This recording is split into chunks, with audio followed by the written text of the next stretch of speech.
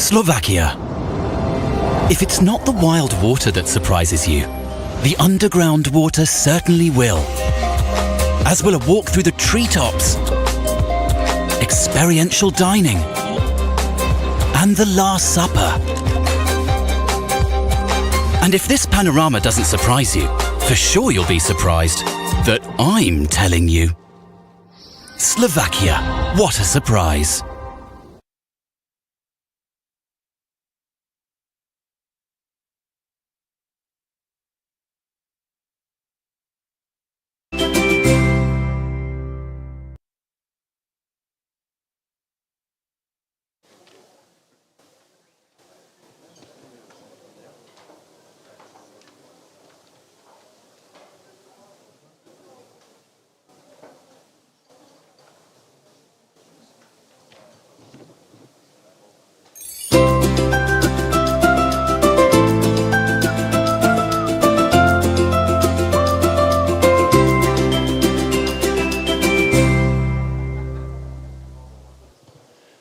Dobré ráno, kolegyne, kolegovia. Good morning, everyone, colleagues. Welcome at our second day of our Autumn Conference, Public Procurement Office. I hope you've had a good fun last night, and I'm glad that the participation has remained quite rich, despite of some colleagues closing last night quite late. And within the first session we'll be discussing electronization of public procurement, introducing the main electronic PP systems that you're using as the procurers. You know, the current legislation is one that with the above threshold contracts you can choose whether to use the state electronic platform operated by the government office or some of the commercial systems. However, beginning with 1st February this year, with other than above threshold contracts, you have to, or you are required to use the government official electronic platform. So without further ado, I'm going to welcome our three guests, starting with the lady Mirka Packova, speaking about the ERA-NET electronic system. Will be joining us discussing other topics. Martin Mikušec will be representing the Josephine electronic system. You all call it different names. Some of you call it Joška. Josephine in Slovak, Joška. Mišogaraj is the one, I think, calling it that way. And we still have with us Martin Hoffman, who is representing the government office, operating the EVO system. That's the government system. Now the whole panel has been designed with first Martin Hoffman giving us his presentation, discussing with us, introducing some of the upcoming changes for the government platform, and then with the additional commercial instruments will be introduced as well, after which we'll follow with the panel discussion. So you have all, just like yesterday, opportunity to ask questions. We've had some change meanwhile, because we've decided to go ahead with a certain survey with all of you participants. The question will remain, though maybe slightly changing in time depending on the discussion. We will be asking you whether the government should be only using single electronic system for public procurement, which would be the government platform, and you will be able to respond to that, giving us your feedback, your opinion during Martin Hoffman's presentation. And later, during the discussion, when we conclude the panel, you will be able to again respond post-presentation, your views, after you've heard some new information. So kindly, I'd like to ask our panelists to assume their seats, and Martin, I'm giving you the floor here at the lectern to go ahead with your presentation.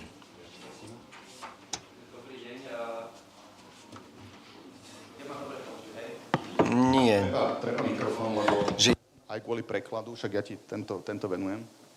Ďakujem. Domov si ho nemôžem zobrať, že? Dobre.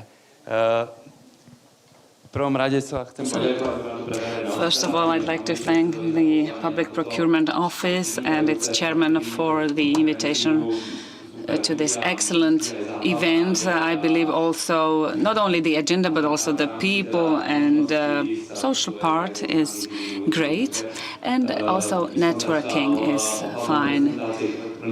So I'd like to start with the topic of electronization of the platform.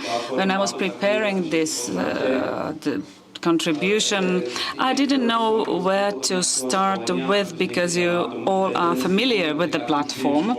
So I don't want to be training you, but if I did take this tendency, please stop me right away.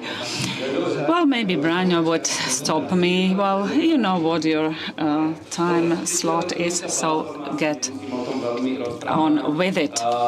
So what is an electronics platform? You do know what it is.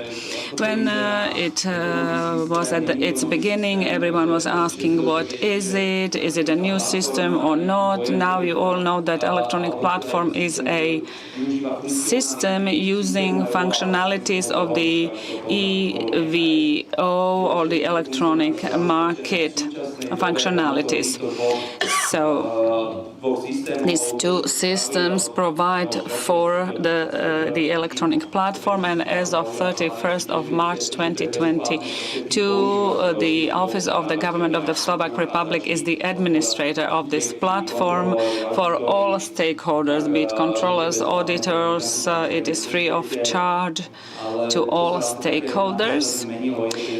What are the changes? That is the one-stop shop for access to the platform, and that is the address of the website that you see in blue on the screen you saw. So what is it good for? The state is offering to you a system or a platform where you can procure the whole scale of the financial limit. So it could be over the threshold or below the threshold contract, and you can use all the EVO functionalities for all services, goods, supplies from zero to eternal, indefinite sum. And you see on this chart all the functionalities and contracts. Also, people ask, one of the most frequent questions are, when should I be using EVO and when ET, electronic market? So we've covered the first two rows. In EVO, you can really evaluate bids to the lowest threshold and lowest value as well. And you can also, with EVO, you can use your own conditions, but with ET, this is all predefined. In OPP, this is an automated process. That is from publishing the descriptive form all the way to the contract. You cannot really interfere with the systems. You cannot put in your adaptations. If you are to decide which one to use, maybe the time limit is important. Via the electronic market, the minimal period is 72 hours. But of course, if you want to have your own descriptive form, it must be in quarantine with the period of 48 hours. So within 5 working days, you would be able to procure. But if you take the library without the quarantine, it would be 3 working days. With EVO, here the PP Act applies with low-value contracts without publishing in the journal, up to 70,000 with goods and services that you can procure within 24 hours. according to the feedback we have received, this functionality is used with a 2 days period. So let us imagine that I am procuring some stationeries. You can contact 3 suppliers, and the procurer needs just an Excel sheet with criteria. And in such case, you could really procure within 2 days. So these were the key differences. What has happened in EVO? The first important milestone is 9th of July 2023, when the EVO system was migrated, when we got separated from the PP office, and we are now under the Oracle Cloud of the Office of the Government. And at that time also the domain has changed. And for you, the key change was that you were not using that domain, but the one that you've been using now. So the idea is that the accounts were preserved, so you could still use your account also at the time of migrating the data. So you could use the same account, and you are still able to use your account also to this new domain. Another change you might have noticed, it's a visual change, is the change of design of interface. The functionalities are the same, but we could say that just the color has changed. So there is another small functionality added. I will show it to you, but the most distinctive change was the change of 29th of September 2023, new functionalities, and that is the market research integration into RPO and automated order setting of bids.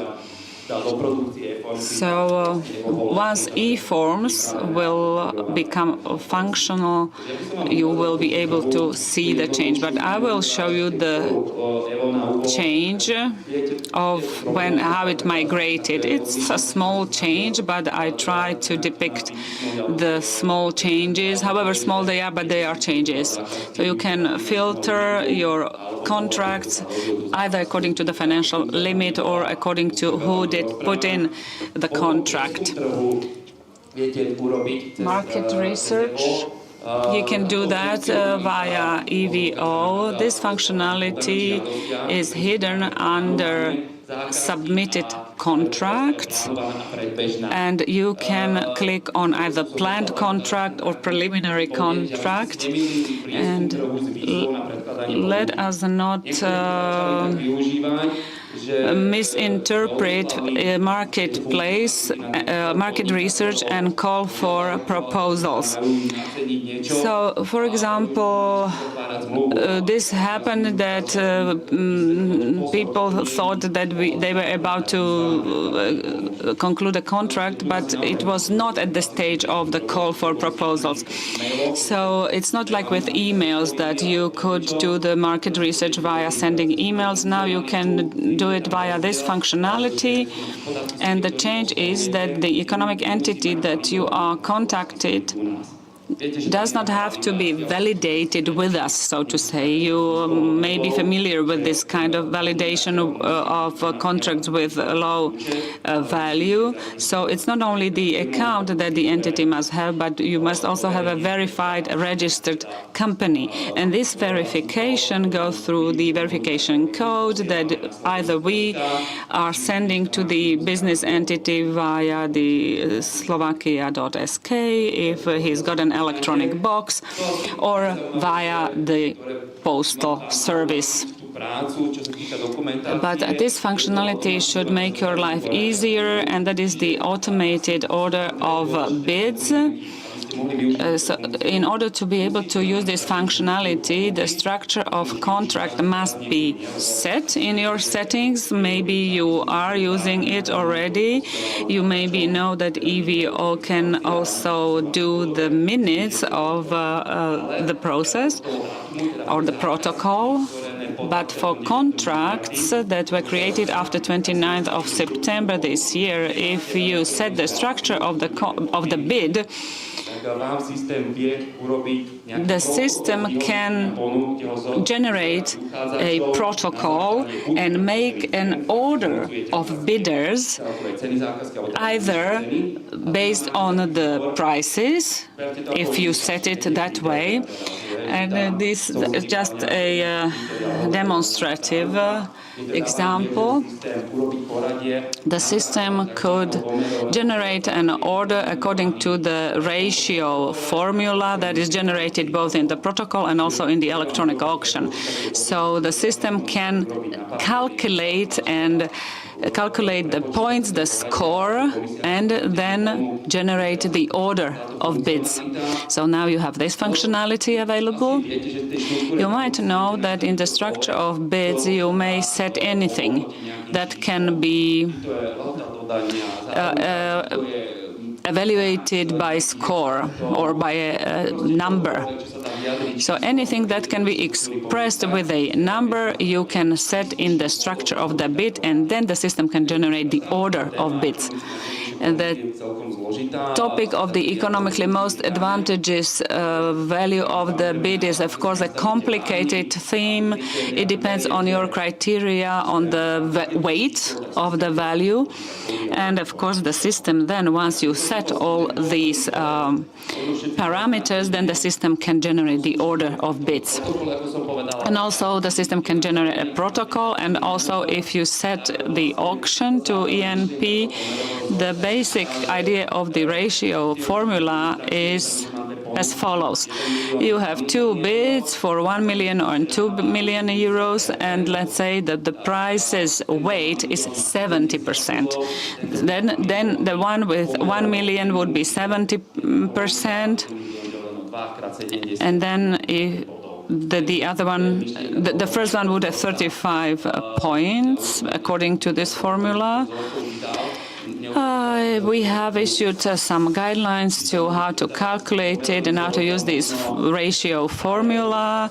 Maybe you recall there was a formula also in the previous system. It was quite a wild thing, so to say. If you see a formula in CERN, for calculating the economically most advantageous or most beneficial bid, you would not believe, what a formula it is. So there are various calculations, formulas how to calculate the economically most advantageous bid, but it depends how you set it. Sometimes it is the ratio 70 to 30, and when I ask, how did you arrive to this 70 to 30 ratio, and the person answers, well, it just occurred to me that it should be fine after a good night's sleep. Now, what happened in the electronic market within the past year? Basically nothing. On the 3rd of 2022, we returned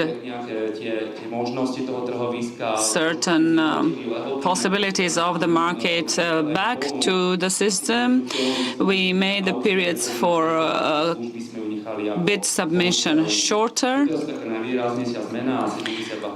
That is in 72 hours the minimal period, regardless of the financial limit, and the framework agreement may be concluded regardless of the financial limit.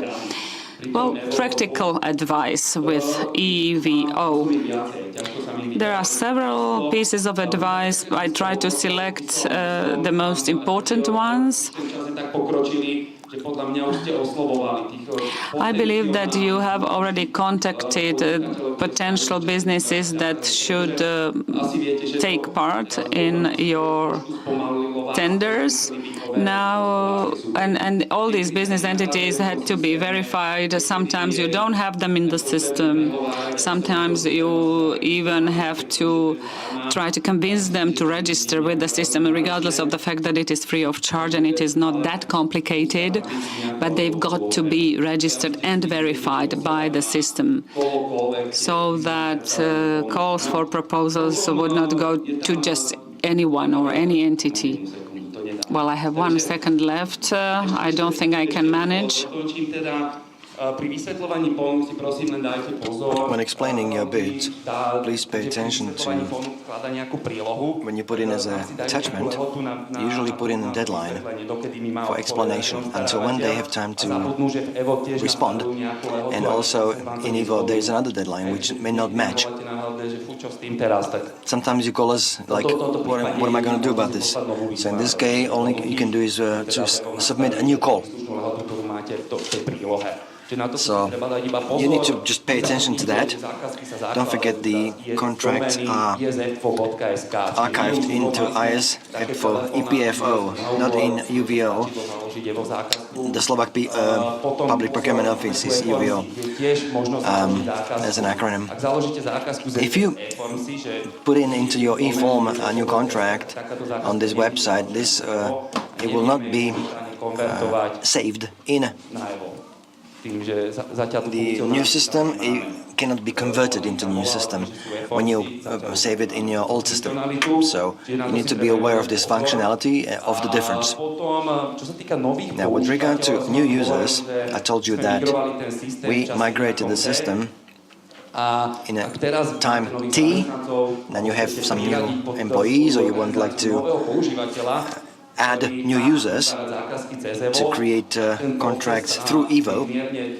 The process has become slightly more complicated by us going separately from the Slovak PPO. You need to create a brand new account on the EPVO domain.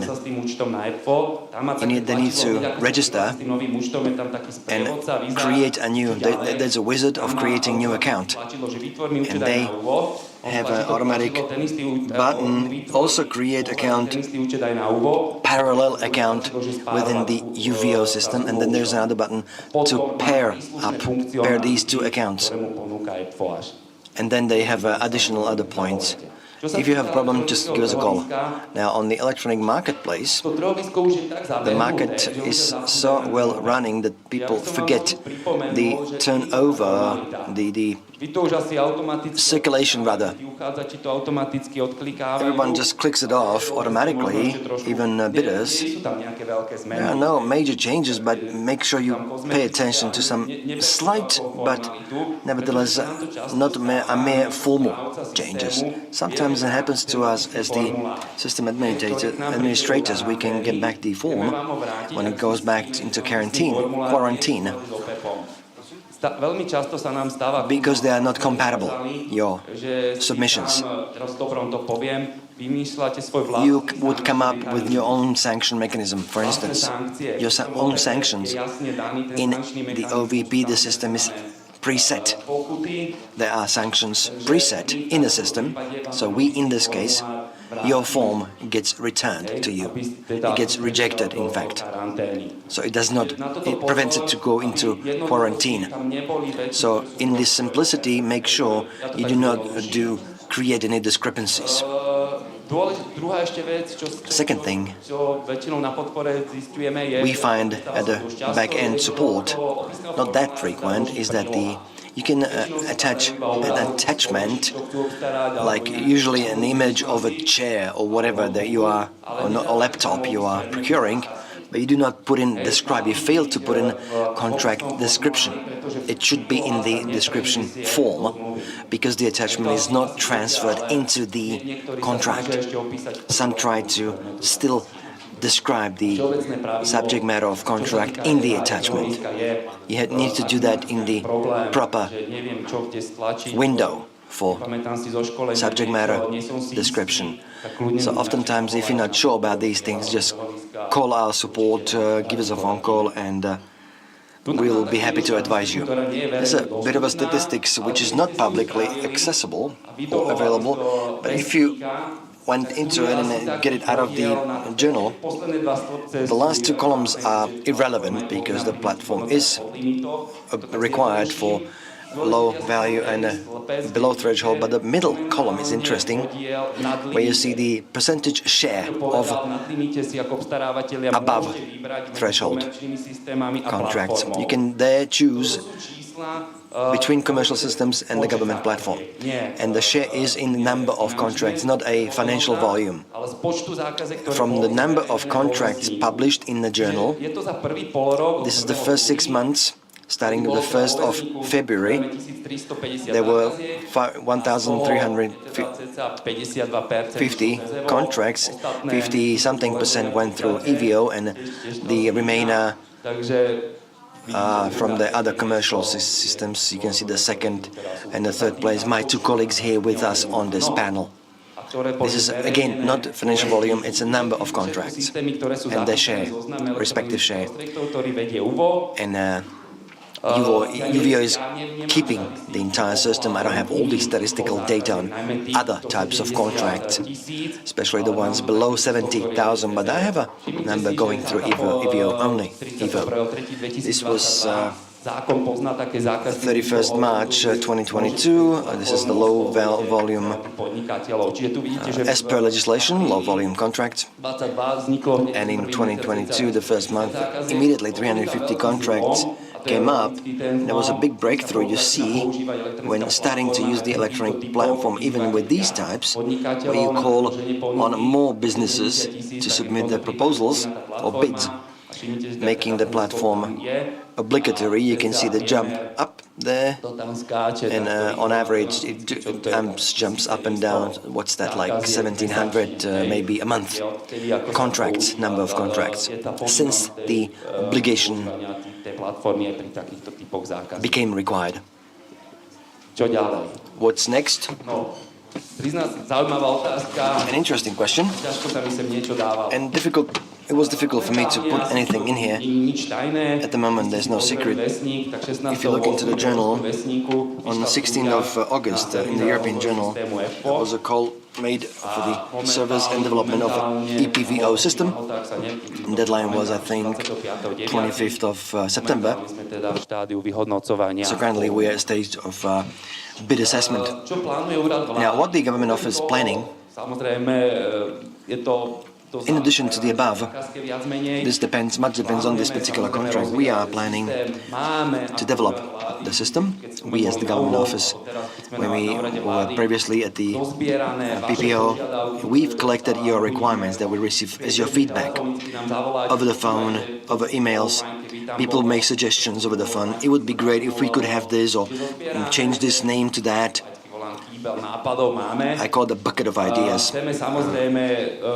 We collect those from you, not only collecting, but we want to, if all goes well, to conduct workshops from this feedback, whether these are still applicable.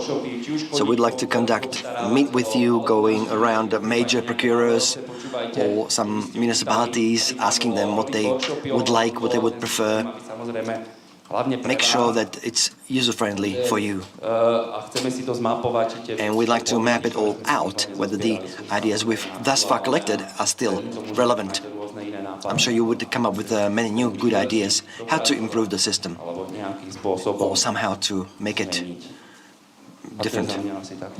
This concludes my presentation. Thank you. Thank you very much. This deserves a round of applause to Martin. Please do join us here. A bit of a technical detail. The survey we launched during the presentation, now it's going to be closed, and afterwards you will get another opportunity, whether you prefer to have the single government one or retaining plurality and having multiple systems available. I'm going to now hand over the floor to my colleague, starting with Mirka.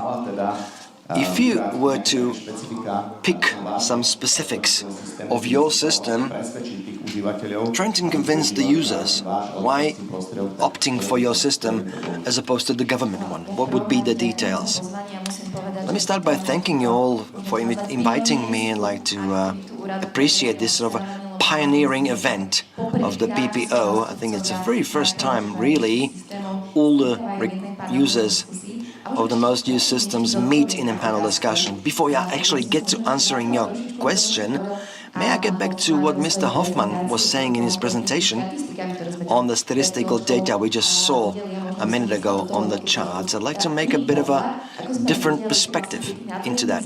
With the above threshold contracts, about 52% I think was the figure go through EVO. If you remember, Public Procurement Office or PPO would publish statistical the share of contracts going among varied systems before EVO was obligatory. It was still about 50% back then.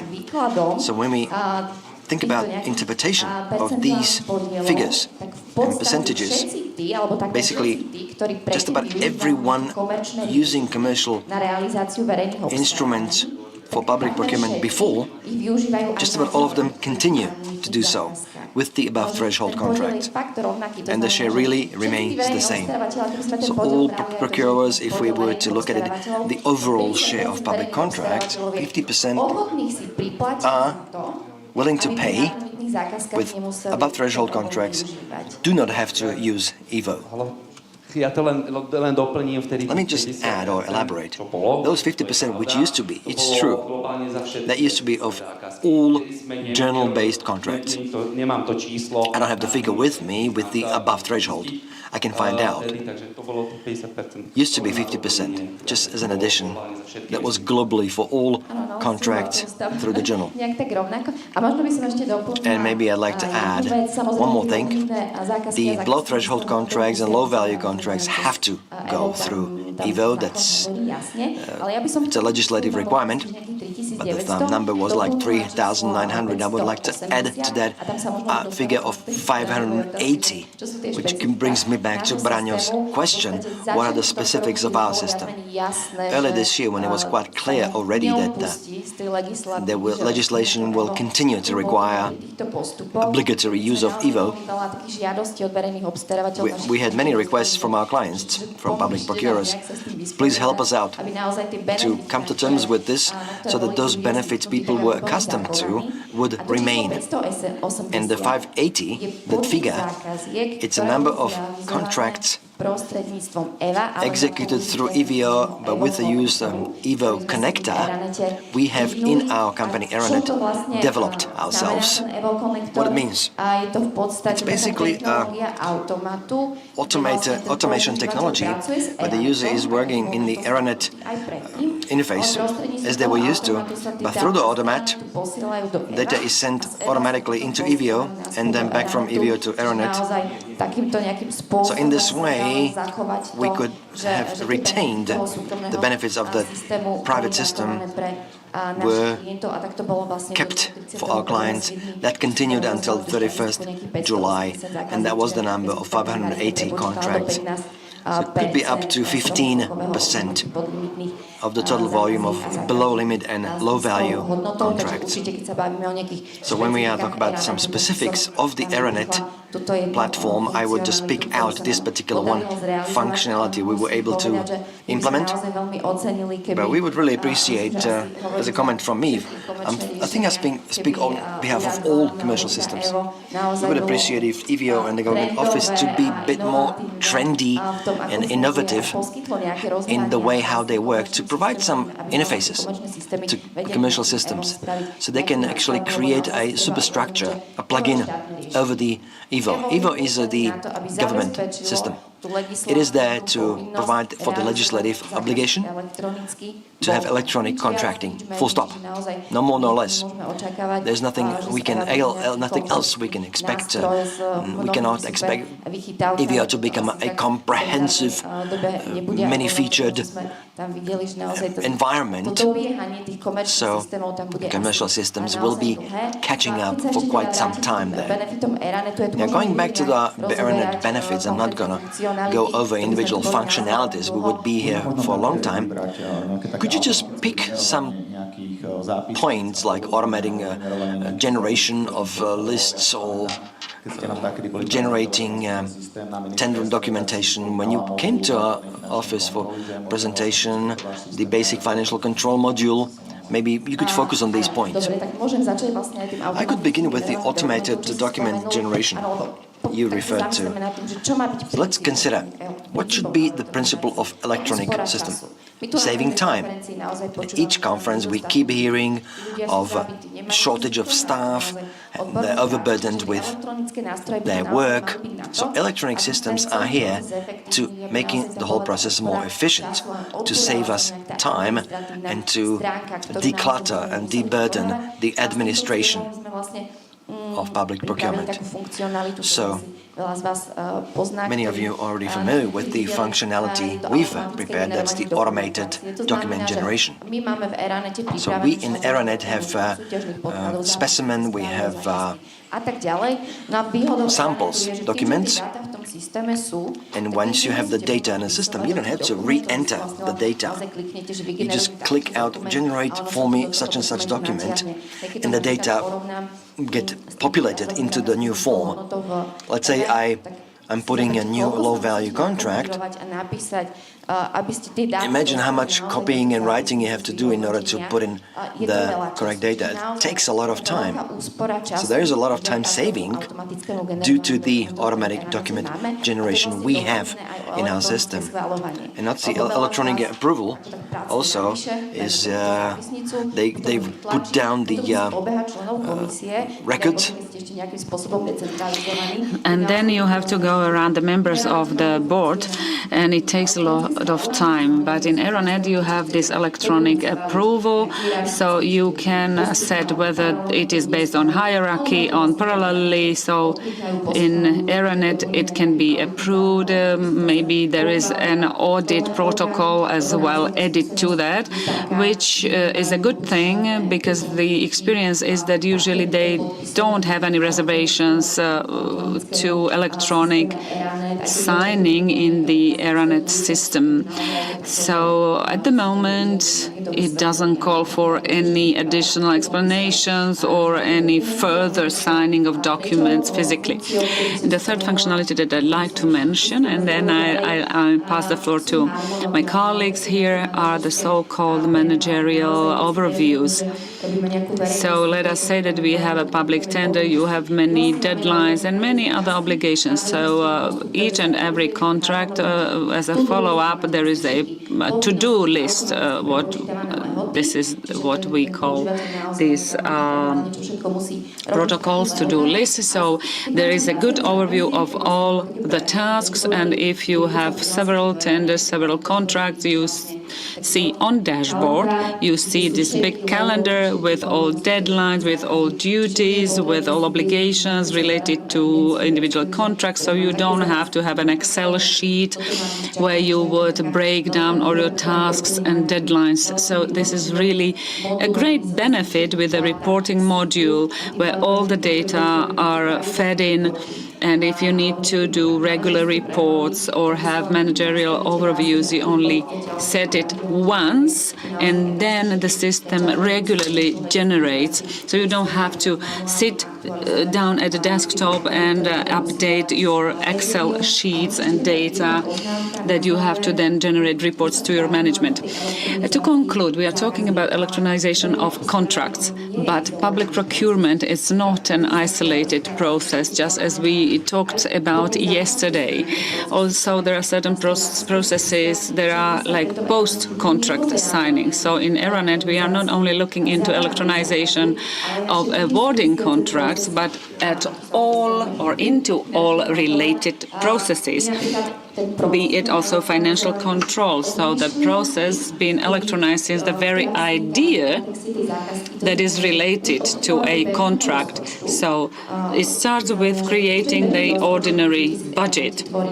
You can set the budget for the next budgetary period in the system, manage it there, and from ordinary budget you can go to the module called annual plan. So there's a nice evidence between the budget, the plan, and the specific requests for public procurement.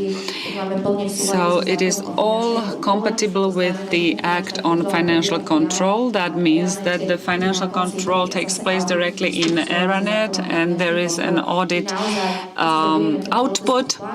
So from the very planning through financial control and implementation of the contract, you don't have to print out any document should your processes be set well in Eranet, because Eranet can process it, electronize it, and the only paper form that must be printed out is the contract at the very end that is signed between you and the bidder.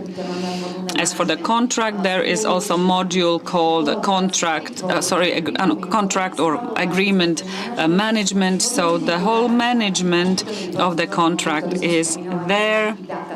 All the data from all modules are fed in to Eranet. So I come back to what I said at the beginning. If we look at the process of Eranet in a comprehensive way, then EVO will never have such functionalities. So therefore, we believe that the idea to have one system is worth considering.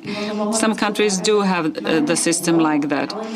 So let's say, okay, let's have EVO, but let's open it up so that commercial solutions can be interlinked or integrated into EVO, or maybe there should be like an overstructure that would be integrated with it, so that people who see value added in electronization could then make a decision that, okay, we are going to use EVO because we must, we are obliged to, but they would be able to use the whole potential of digitization. We should be talking about AI, how AI can help us, but unfortunately we are still dealing with, fundamentals here. Yeah, I had a question with AI or about AI, but before that I'll pass the floor to Mr. Mikushets. Could you talk about some specific features of your system, prohibits, that is? So maybe you are thinking of what could help contracting authorities or tenderers. Well, first of all, thank you very much for the invitation. Well, I could be talking about the benefits of our system, about the design, how elegant it is, how user-friendly it is, that it can generate all kinds of things, that you can electronically set up boards, commissions. But as Mirka already pointed out, and as you asked, why is it better to have more systems? In this respect, we should say that commercial systems provide for continuity and upgrading of the system. If there is healthy competition, we and also the state system is under pressure, under the good pressure to be making progress. And that is also our core business.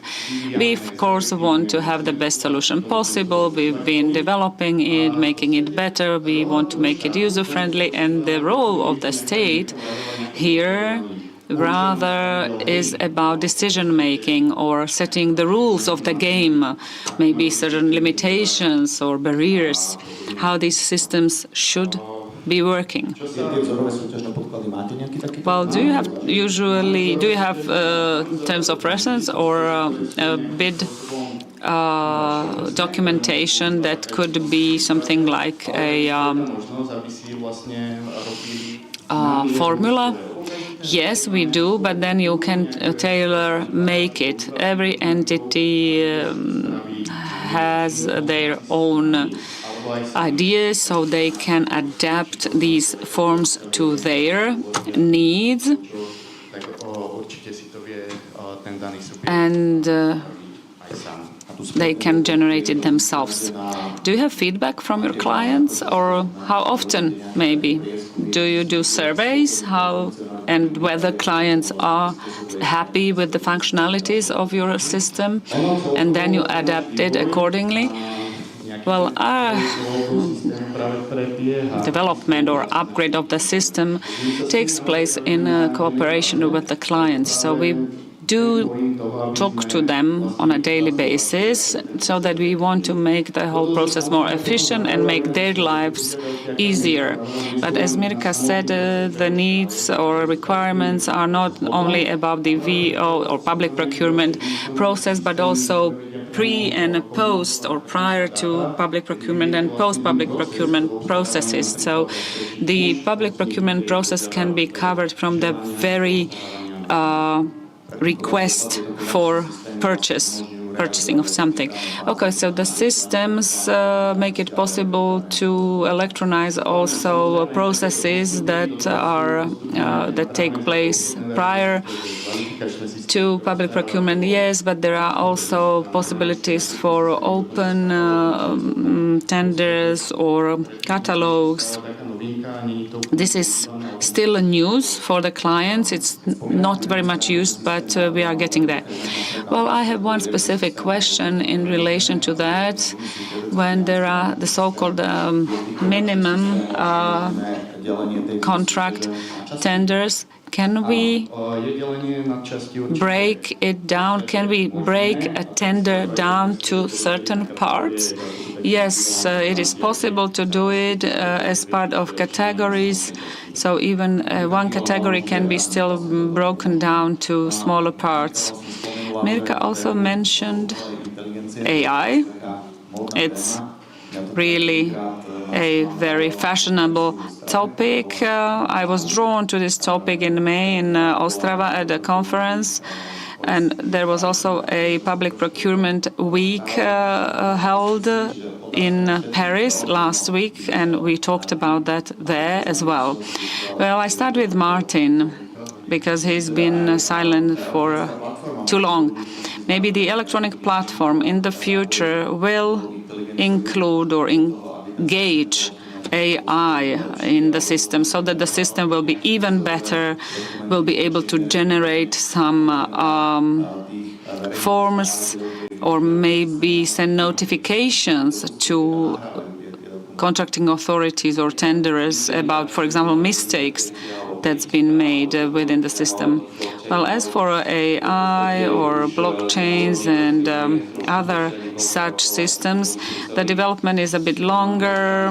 When we were in Brussels, we've heard how member states use or have been using these technologies, be it blockchains or AI. Of course, the potential is great of making use such technologies, be it when identifying some collusive behavior, sending some alerts or red flags, or the system would be able to offer, for example, when tendering for stationaries, the system would offer something that in the past was evaluated as the best. So the potential is really, really great.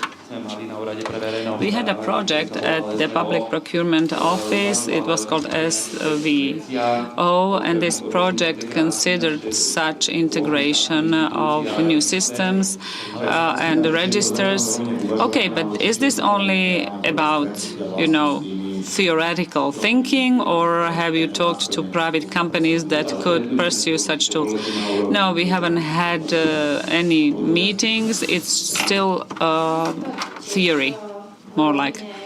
Well, with us, we also still are thinking about it, but of course AI, once you will be using it, you won't even be aware of the fact that you are using it.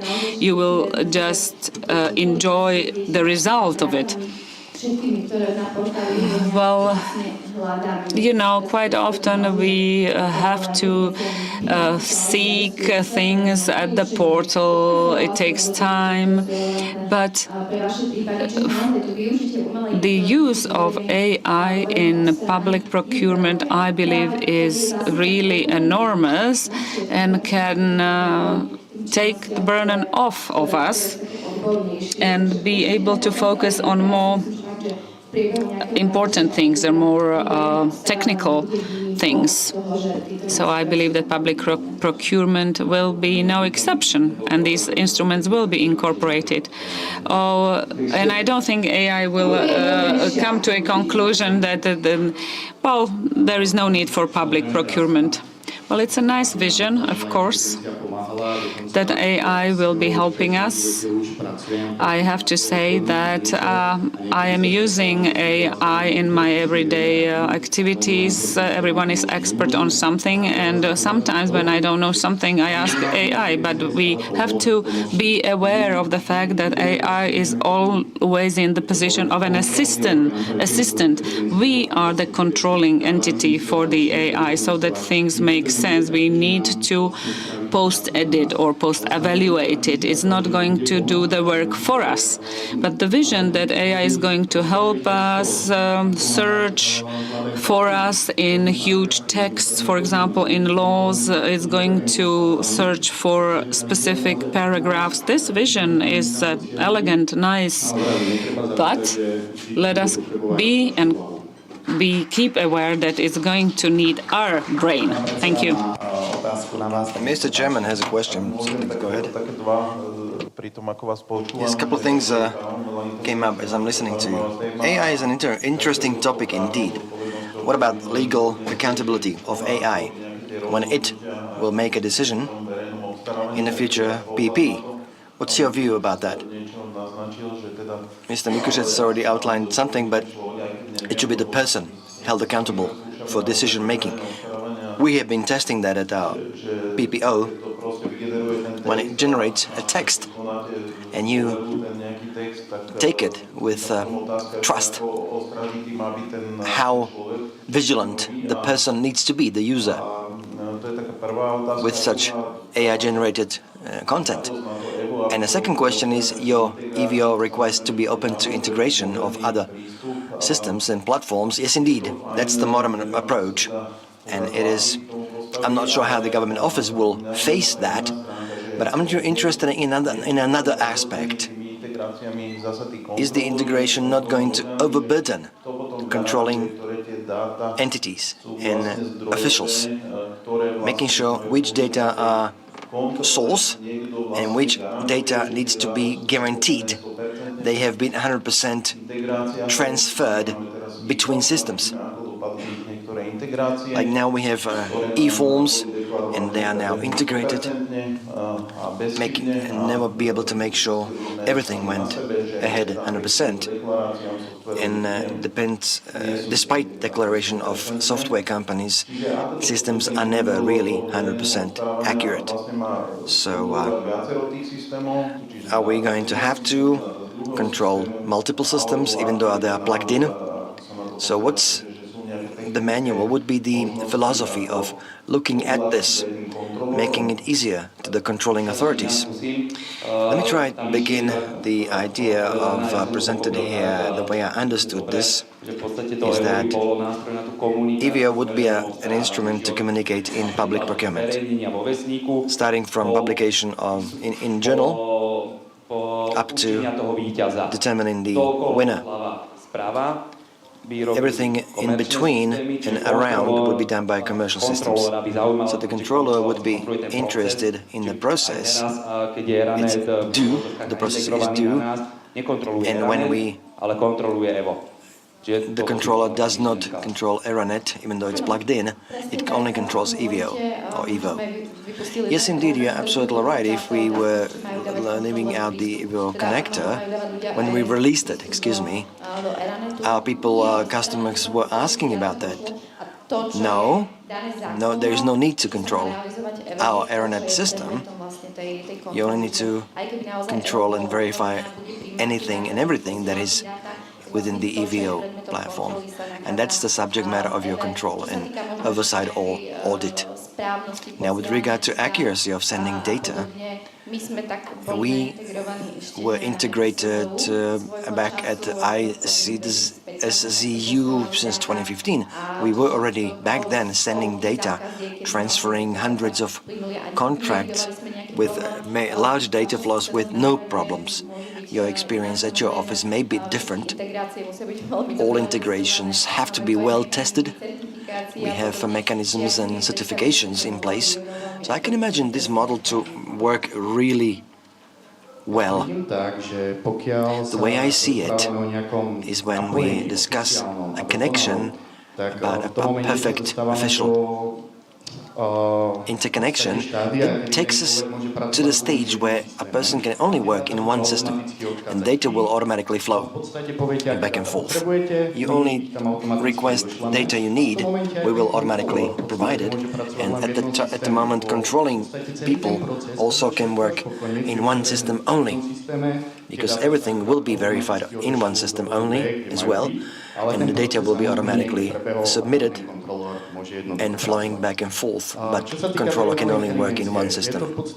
Regarding artificial intelligence, it is a matter of how you're going to ask it. It gives you always its view, its idea or expert text. You can always ask about the source. Is there a legislative act substantiating your text? Is it up to date? Keep asking clarification questions, and the mechanism provides that clarification. So it's about how well you pose questions to AI. The risk lies therein. I'm not going to be replaced completely by AI. You're going to use AI well if you can work with it well as an instrument. Yes, indeed, this should be an advisory body helping you. We discuss AI as a matter of fact on a daily basis. ChatGPT is quite well known. You don't start your sentence saying, "Hi, how are you today? Tell me this and that." So yes, the texts must be reviewed. You don't trust the AI-provided or AI-generated text completely or putting it into any decision. Of course not. It needs to be reviewed, and it's great for when you do weekly overviews in your office. Have you tried putting a full decision into ChatGPT or any other instrument tool, say abbreviated down to 2 pages long? It can do this very well. So you can think about how it can help you. You always have to review it, because it is your responsibility at the end of the day once you release it. But really can be a very, very helpful tool. We have any questions? Yes, there is one, and we will get to that too in a minute. Yes. Hang on, before we get to that, there's a question on the system of following pricing development that was not mentioned. It is something we have in the legislation. So what about that? Whether the idea of a database of prices of various commodities is something that's been left for good, or is it still up for consideration? And Ludzka, also a question to you: are the databases of some price lists so they can verify economies when conducting market surveys and things like that? Let me start from the start. I wanted to use the opportunity to prevent people from asking further questions. Just joking. We have considered this idea in the government office on tracking prices. We did analyze it back and forth. It's a difficult topic indeed, because in general, when I'm to summarize it, the very idea from the recovery plan has been left out from the plan. But it was not left out of the law. No, not from the law, but from the recovery plan. It was deleted. So currently the development and the analysis are not being done on this functionality. What about you, colleagues? Can you do that in your platforms, price lists or price databases? to be used by procurers. The way we have done it is that every organization only can see their own data. There is nothing in bulk available. But through the reporting module, you can actually pull out prices from all tenders, from all bidders, and at the level of your organization, you can do your own statistics. But if we had some kind of a database complete from all procurements through the interface, we do not have that. Yes, our company has a very similar system, each client having their own statistical data, plus having statistical instruments you can provide, so they can pull raw data. If you want some final bids, you can get and download the raw data, and then you can put it into a structured form or format. Now, a general price tracking, that's something that's not available. I don't think it's realistic. The data is there, it can be pulled, but it's only a matter of what you are interested in. So there's a question from audience. Michal Garay has a question. Good morning. I wanted to respond to so many things, but I have to pick because of brevity of time available. The statistics of 50% above threshold are done through private systems. The way you interpret, the way I would interpret it, is that it's still about half of us willing to pay for not having to use EVO. Even though the law is forcing us to use it, still half of us keeps paying for not having to use it. So that's, to me, is an alarming fact. So EVO, even though being free of charge, likely does not offer what is expected. So what's next? And you said it was difficult for you to produce the slide. Those of us having had experience with private systems, we can swear that we've had extra work given to us. So are you not considering automatic templates filled out, work for 4 hours when you have 200 contracts, which is 800 hours a year on only copying and transferring text and data in between contracts? Are you not considering of introducing automated templates and a managerial or executive summary where I can filter out all contracts due next week, by the end of next week or next month, whatever? Some kind of a contracting portal where all the reports were received into our contracts could be filtered out and shown. When I used to have a good overview of our contracts, now I have lost it completely in the new system. Now, on the development and evolution, of course, we'd like to communicate this with variety of procurers. So these ideas you have all mentioned, we are all aware of them all. We just need sufficient time, space that we are currently seeking. So we're aware of that requirement, what you're asking for. We just want to clarify and make sure that is exactly what you need, because it's a rapid-paced development, making sure it's useful. My colleague gave me a signal that we shall retain the last question to the end. Michael actually asked the same question, really, but what Michael was saying, you know, Michael, that on the platform that we meet procurement departments, we've collected ideas that were sent to Martin Hoffman, and here I'd like to invite Martin at the platform.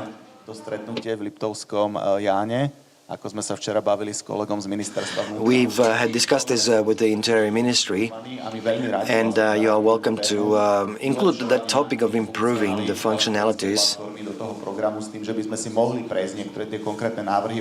going over ideas. So Michael told me, hopefully you will find some time and you will pay us a visit.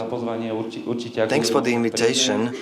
I'm sure I'll come and attend and sa aj na úrade vlády presadzovať to, aby sa ten systém, alebo mal ten systém priestor. at the government office so we can continuously improve the system and apply your feedback. Thank you. Thank the panelists and the evaluation. Sorry, I forgot the survey. We told you twice here of your. I can give you a comparison. At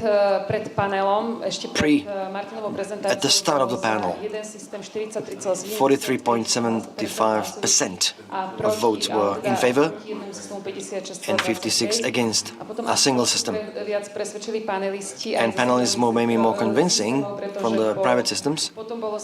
Then afterwards, the next survey was 33 in favor of one and 66 in favor of multiple systems.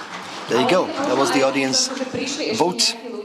And maybe some people might have joined us later after the first, maybe slightly distorted, but it is true. Now, in general, we are aware of this fact. We're hearing these. The systems are praised and they have good functionalities.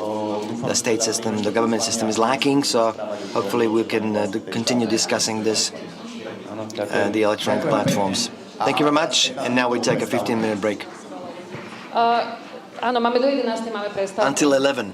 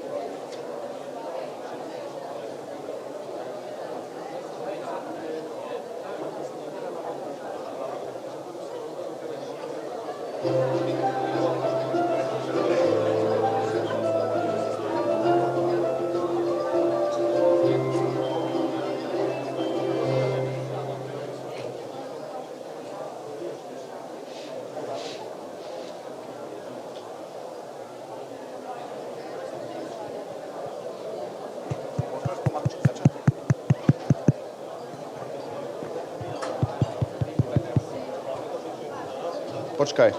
Kolegyne, kolegovia, aj tí, čo ste ešte vonku, ak ma teda Colleagues, please come back and take your seats. We'd like to reconvene with the last panel of our conference.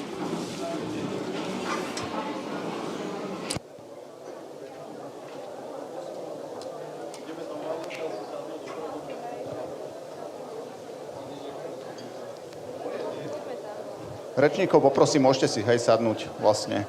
A keď bude niekto prezentovať, tak bude prezentovať vlastne z toho rečníckeho pultu. Áno, áno. Sme to aj trošku prisunuli k vám a potom tu máte ten prezentér.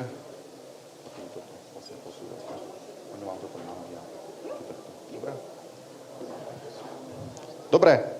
Tak kolegyne, kolegovia, začali by sme vlastne... Okay, dear colleagues, let us engage in the last panel that will focus on practical experience and case law, so to say. We will have 4 speakers. It's not going to be a discussion about decisions of these institutions. We have 4 experts. The first one, Ms. Vítězslava Fričová from DG GROW of the European Commission. She's a very distinguished guest. Then we will have the president of the PPO, Mr. Kubovic, then Ms. Vargicová, the head of our legal department, and Mr. Luhovi, who comes from our office, again, supervision department. So let us get to the point. Ms. Fričová, you have the floor. A very good day to you all. Thank you very much for the floor and for the invitation. I'm very honored that I could have come all the way from Brussels and come to meet the people who actually work with contracts, with public procurement. Under our competence DG GROW, we are in charge of the law of public contracts, public procurement, and I represent a unit of the enforcement of the EU law on public procurement, but also freedom of goods, for example. So our unit is in charge of control whether member states implement, interpret, and apply the internal market law. That is also the public procurement law of the EU, and I'm in charge of Slovakia, Czech Republic, Hungary, Lithuania, and Croatia. So that is for you to be able to have a picture of what I do. So when looking at the law application, we are not only looking into the application of directives, but also whether the decision of the EU court, the Court of the European Union, is respected. Sometimes the European Commission takes action against member states. There are not many such decisions. Within the past decade, we have 3 such cases. Most of the decisions that we are going to share my comments about are the so-called answers to preliminary questions. That means that the national court has a problem with interpretation of directives on public contracts and is not sure whether the national law is correctly applied or even worded correctly. And in that case, the national court sends a question to the European Court with a preliminary question. And we have a certain impact on the decision of the court with the technical review. So I have picked 3 such decisions of the court of the past 3 years. Some of them you might be familiar with, because these are decisions that had an impact on public procurement. The first one, Simonsen and Wheel, is really a role decision, so it's worth following the decisions of the court. So the court repeated what it stated in the previous decision of 2019, and that is that in case that you are talking about framework agreement, the notification about framework agreement must include assumed or estimated value, but also the highest value of the framework agreement. This might be a surprising conclusion for some, because not everyone agrees with this argumentation. When we were looking into these decisions with my colleagues, many of my senior colleagues had a problem with this decision, because they say that by this decision framework agreements are not distinguished from public contracts, but the court held that given transparency and concerning the prevention of abuse or misuse of framework agreements, it is important that suppliers have information on the estimated value and the maximum scale also of the framework agreement, or maximum value, if you like. Should you like to read the decision of the court? It is translated into Slovak. It's quite a heavy reading. It is maybe better to read the confirming decision, that is the EPIC decision, the last in the 3 in what you see on the screen. But the conclusion is straightforward. The only exception applies only in a situation when you have drawn the whole value of the framework agreement. The only exception that you can continue is the allowed change or adaptation to the agreement. So it's in Directive 72, Article 72 of the directive, according to which such change is possible, otherwise not. Also, together with your chairman, we were talking about what you might be interested in, and we've concluded that the issue of trade secrecy is something that you've been dealing with. And some member states have an issue with it, and it is Lithuania, Poland, it seems also Slovakia and the Czech Republic. So these countries are interested in this issue, also sending preliminary questions to the court of the European Union. So how to deal or interpret the issue of issues related to trade secrecy, especially in public procurement. Article 21 of the directive regulates sensitive information in a generic term, saying that it's up to the member states to endorse detailed rules. So it's up to individual member states to decide what kind of measures or actions they take with respect to sensitive information. In Poland, they have decided that they're not going to only publish, they're not going to publish information related to trade secrecy, but other information that is sensitive, but not because of it being trade secrecy, must be published and even provided to other applicants. So on one hand, the applicants provided all information, but the tenderers or the applicants also marked a lot of this information as sensitive so that it would not be published. In this situation, the Polish counterpart to PPO sent a complicated preliminary question to the EU court whether the Polish law is in compliance with the respective directive, and the court held that it was not in line with or in compliance with the EU directive, because it is not possible to publish sensitive information and at the same time put it under one umbrella of trade secrecy.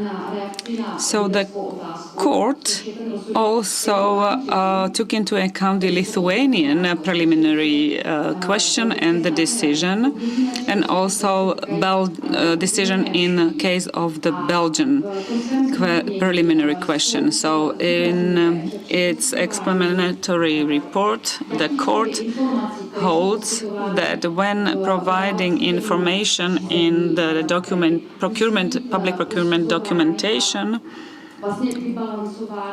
there must be a balance of observing two principles. Principle of non-distortion of competition. So it would be an information that would be considered an advantage to an applicant should not be communicated to other applicants. But on the other hand, we have a principle of regular administration where the contracting authority must give reasons to applicant for its actions in such a way that the applicant would understand why such and such an information was denied or turned down, so that the applicant could challenge such a decision of a contracting authority. So it's up to the contracting authority to balance out these two principles, whether they are going to adopt the information or not. Sledují několik let ty rozsudky soudního dvora, oni nejsou velmi často konkrétní, protože ty otázky jsou velmi často obecné, takže ty konkrétní příklady pro vaši praxi je poměrně těžké tam najít.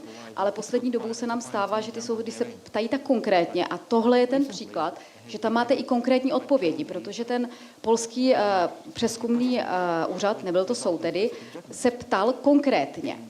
A jak máme tedy nakládat s informacemi o zkušenosti uchazečů a referencemi, které dokládají tyto zkušenosti, jak nakládat s informacemi o fyzických nebo právnických osobách, kteří se budou účastnit plnění zakázky a jakým způsobem přistupovat ke koncepci projektu.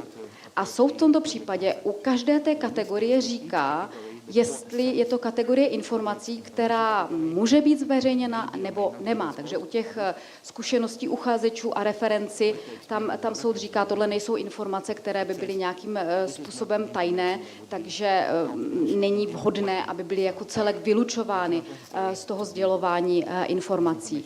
U informací o fyzických nebo právnických osob, tam soud rozlišuje, zdali jsou to informace o jménech, nebo zdali jsou to informace o té samotné kvalifikaci a zdůrazňuje, přímo jsem tam vykopírovala část toho rozsudku, že pokud uchazeč a jeho odborníci či subdodavatelé vytváří synergii s komerční hodnotou, to je přímo výraz, který soud používá, pak přístup k těm informacím musí být nebo může být odepřen, ale oproti tomu ty informace o kvalifikaci, způsobilosti musí být do určité míry zveřejněny nebo zpřístupněny, protože tam se nepředpokládá, že by byly citlivého charakteru. U koncepce projektů tam soud připomíná, že zase jako celek není pravděpodobné, že by to byla informace citlivého charakteru, ale můžou tam být například části, a to vás asi nepřekvapí, které podléhají ochraně autorského práva a pak v tom případě tuto informaci neposkytujete. Tak, to bylo k obchodnímu tajemství. Říkám, ten rozsudek je hodně dlouhý, ale zase je hodně konkrétní, takže není vůbec špatné se na něj podívat. Další problematiku, která by pro vás mohla být zajímavá, je mimořádně nízká nabídková cena. To je poměrně nedávný rozsudek, který je mimochodem docela zajímavý, protože se týká oblasti obrany a bezpečnosti. To byla zakázka v oblasti obrany a bezpečnosti, na kterou je speciální směrnice, ale soud připomenul, že zásady, které platí pro klasické směrnice, platí i v případě zakázek v obraně a bezpečnosti.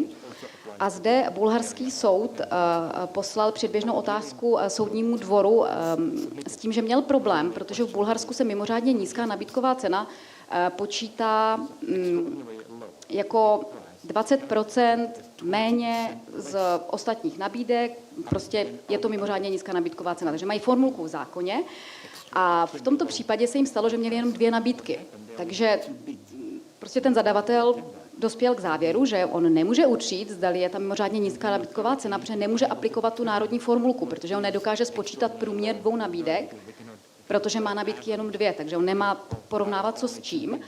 A poslal dotaz s tím, zdali, když ten systém je nastaven tak, jak je nastaven, tak zprošťuje to zadavatele povinnosti posuzovat mimořádně nízkou nabídkovou cenu, pokud nemůže použít ten národní způsob počítání mimořádně nízké nabídkové ceny. A soud řekl, že jako to samozřejmě toho zadavatele nesprošťuje povinnosti v případě, že nabude podezření, aby to posoudil, což není vůbec překvapivý závěr, ale ten rozsudek je zajímavý v tom, že soud v podstatě velice jednoduše a stručně shrnuje, jakým způsobem ten institut mimořádně nízké nabídkové ceny funguje a říká, že zaprvé ten zadavatel musí identifikovat podezřelé nabídky, samozřejmě s ohledem na charakter zakázky, potom umožnit uchazečům, aby se vyjádřili k tomu, zdali jakým způsobem případně ospravedlní to, že ta jejich nabídka vypadá, že je skutečně velice nízká, posoudit to jejich vysvětlení a na závěr rozhodnout, zdali připustí nebo odmítne tyto nabídky. Ten zadavatel nemá povinnost, pokud nenabude podezření, že ta mimořádně nízká nabídková cena se vyskytuje v některé z těch nabídek, tak nemá povinnost o tom vydávat rozhodnutí. Protože u toho bulharského případu se dokonce řešilo, jestli je to důvod pro zrušení zadávacího řízení, když ten zadavatel neposoudil ty mimořádně nízké nabídkové ceny. A soud řekl, pokud ten zadavatel to podezření nemá, tak nemá povinnost o tom vydávat nějaké rozhodnutí. Není ovšem vyloučeno, že ostatní účastníci mohou napadnout to jeho rozhodnutí, že to neposuzoval, ale není to důvodem, pokud to neudělá, tak to není důvodem pro zrušení toho zadávacího řízení. Změna smlouvy uzavřené mimo zadávací řízení, tohle je poměrně čerstvá záležitost a červeně vidíte běžící otázku, která byla položena německým soudem asi před měsícem a týká se právě výkladu závěru soudu v tom případu Comune di Lerici.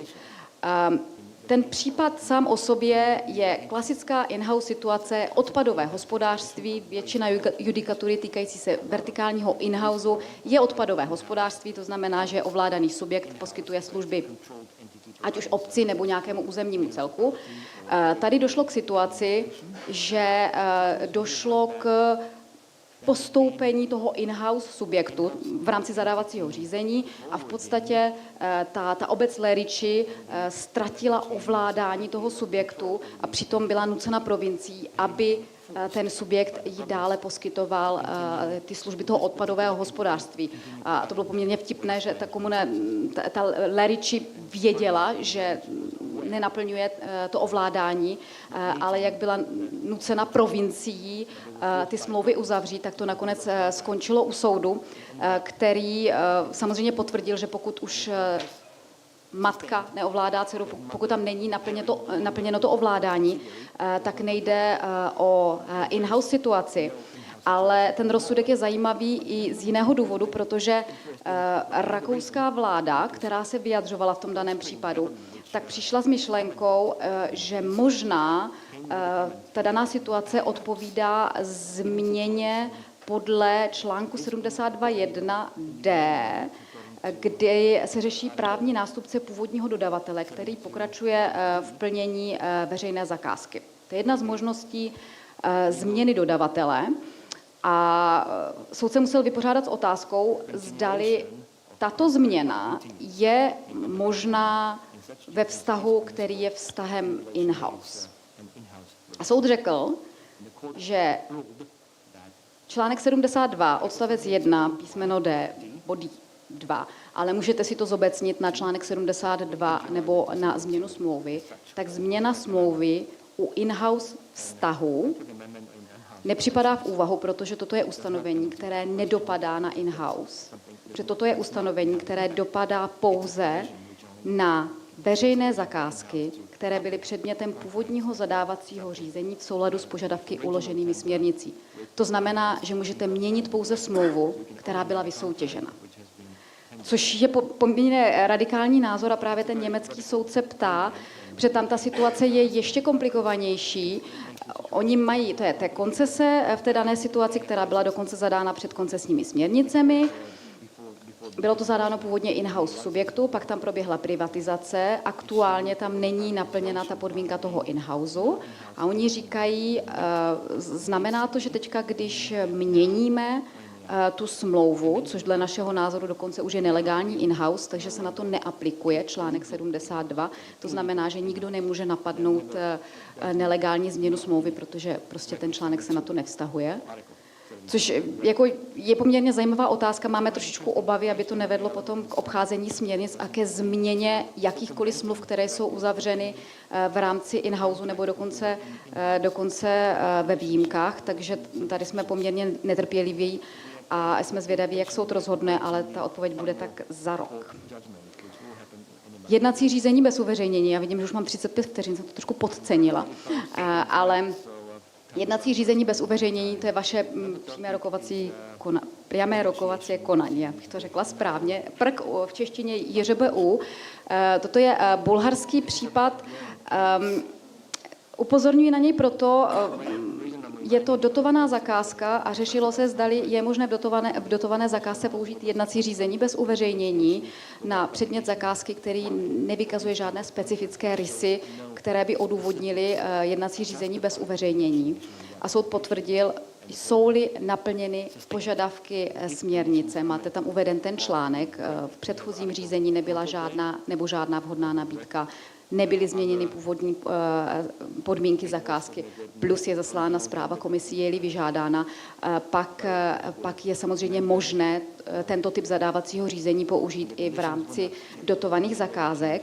A potom soud tam rozebírá, kdy má být nabídka považována za nevhodnou, kdy říká, je nepřijatelná v případě, že převyšuje rozpočet veřejného zadavatele vymezený před zahájením zadávacího řízení. A tady já jsem vykopírovala přesně znění toho rozsudku. V češtině zní úplně stejně jako ve slovenštině, protože v tom rozsudku jsou dvě zajímavé věci. Jedna zajímavá věc je, že soud říká, že nepřijatelná nabídka je nabídka s cenou výše než 2x vyšší, než je odhadovaná hodnota zakázky, tudíž jakýmsi záhadným způsobem se tam odklání od toho rozpočtu, který je uveden ve směrnicích. Nad tím můžete přemýšlet, prostě soud, to nevíme, jako jestli omylem tam napsal odhadovanou hodnotu místo rozpočtu, ale v tom rozsudku to tak je. Prostě nepřijatelná nabídka je, která je s cenou vyšší než odhadovaná hodnota zakázky. A druhý bod, který je zajímavý na tomto rozsudku, soud se vypořádával s argumentem souladu s principy zadávání a rovněž s otázkou, zdali nebyla uměle zúžena hospodářská soutěž. Jednak se tam řešily otázky transparentnosti a potom zúžení hospodářské soutěže. Tak soud upozornil, že řešit existenci soutěže v jednacím řízení bez uveřejnění, tam je nutné se podívat na to jednací řízení bez uveřejnění dohromady s tím předcházejícím otevřeným řízením. To znamená, pokud není žádný dodavatel, který se přihlásí v tom otevřeném, tak ztrácí tím možnost a tím pádem nemůžeme namítat, že tam nebyla soutěž, když potom ten zadavatel pokračuje s tím jednacím řízením bez uveřejnění. No a potom soud řešil cenu té zakázky, protože on ještě řešil, že v podstatě důkazní břemeno, aby zadavatel prokázal, že mohl použít to jednací řízení bez uveřejnění, leží na zadavateli. A soud se vyjadřoval k tomu, zdali prostě ty výjimečné okolnosti existují, a začal se vyjadřovat k ceně a k efektivitě vynakládání veřejných prostředků, což je první rozsudek, kde soud mluví o efektivitě vynakládání veřejných prostředků, protože to ve směrnicích, ve slovenském zákoně, nemýlím se, vy to máte, ve směrnicích to ale jako mezi základními principy není, je to pouze v recitálu. Takže je to poprvé, co se soud podíval i na recital a zdůraznil, že ten zadavatel musí prokazovat, že využíval veřejné prostředky co nejefektivněji, aby dokázal, že se nedopustil žádné nesrovnalosti v rámci těch pravidel pro evropské strukturální a investiční fondy.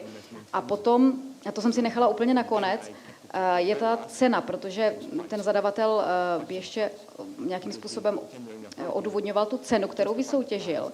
A soud řekl, že je vše v pořádku, pokud ta cena, na které se dohodl s úspěšným uchazečem, odpovídá ceně zakázky a nepřekračuje odhadovanou hodnotu zakázky, která je stanovena podle směrnice. A tady bych vás upozornila, tady je totiž chyba v překladu, že asi si říkáte, co je cena zakázky, protože to je nesmysl. Tam totiž má být tržní cena. A já, když jsem chystala tu prezentaci v češtině, tak jsem si uvědomila, že tam vznikla chyba, protože české i slovenské znění toho rozsudku se překládalo z francouzštiny a ve francouzštině slovo zakázka a trh je stejné, takže tam by správně měla být tržní cena a nepřekračuje odhadovanou hodnoty zakázky. Jo, takže jenom upozorňuji, že někdy se stane, byť teda to je první případ chyby v překladu, ale že skutečně se můžou vyskytnout chyby v překladu. Jde to opravit, ale trvá to dlouho. My jsme psali na soud, ale jako psali jsme asi před 2 měsíci a stále to opraveno není, takže asi neusoudili, že to není důležité, ale říkám, tady je důležité se podívat na to původní znění toho rozsudku, v jakém je to znění. A na závěr tu mám jenom... To conclude, I still have 2 decisions. These are still running procedures, pending a period. The first preliminary question in the area of public contracts in the Czech Republic, they posed the question whether the survey of public contracts is set well, because the agreement can be concluded as soon as the survey has been concluded. And one of the applicants of the procedure, of the negotiation procedure, challenged this decision because they said that this is not in line with the Charter of Fundamental Rights and the right to a fair trial. So we still don't have a decision, but the court issued. At this moment, it seems that it is possible that the survey is only on the first degree, and this is one of the interesting decisions that we will all be following closely. Last but not least is excluding applicants from countries that are not party to national agreement on public procurement.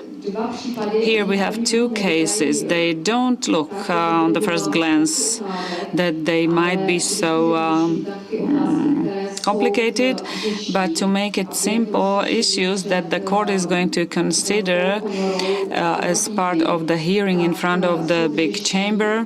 The court is considering whether, for example, if you have a supplier from Turkey or China, or the applicant from these countries, if you exclude him from negotiated procedure, whether this decision may be done or issued by the state, or it would have to be the European Union that would exclude such applicant. And this, of course,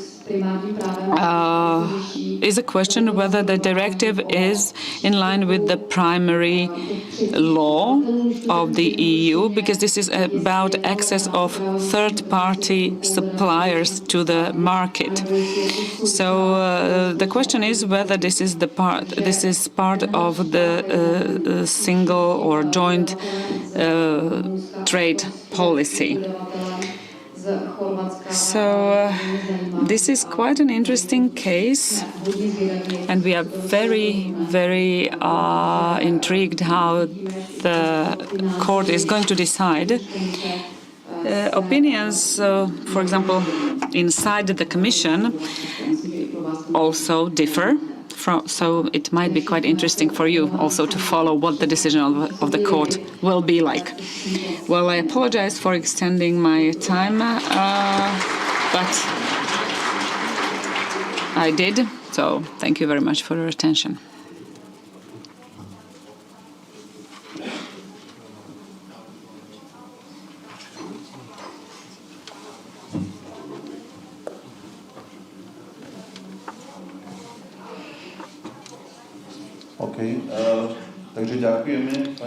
We would like to thank Ms. Fričová for these excellent examples. We see what is important for the EU and also how important it is for us to follow the case law. All these three cases do have an impact on Slovak decision-making. For example, whether the public tenderer must wait for the decision of the court, which might take 2 to 3 years before concluding the agreement. So let us keep the fingers crossed that this decision will be confirmed. Now let us travel to the Slovak environment, to the Slovak decision-making on various cases, especially second stance, an extraordinary remedy. We don't know whether this new instrument that was brought about by these two amendments, whether this is an extraordinary remedy or it is a regular remedy. But it doesn't really differ, because what is decisive for these cases are the sections. That is that me, or rather the Institute of the Chairman of the office, I have the competence to review decisions of the first instance. So I have a special commission helping me out with these decisions, and colleagues from the second instance do help me also, because they also write these decisions. This way, I'd like to thank also colleagues from the second instance, because it would not be possible for one person to make these decisions and write them. Sometimes the chairman has different opinions than the special commission or colleagues from the second instance unit. I have 3 cases that I picked, and I believe them to be interesting. They are very fresh, so to say.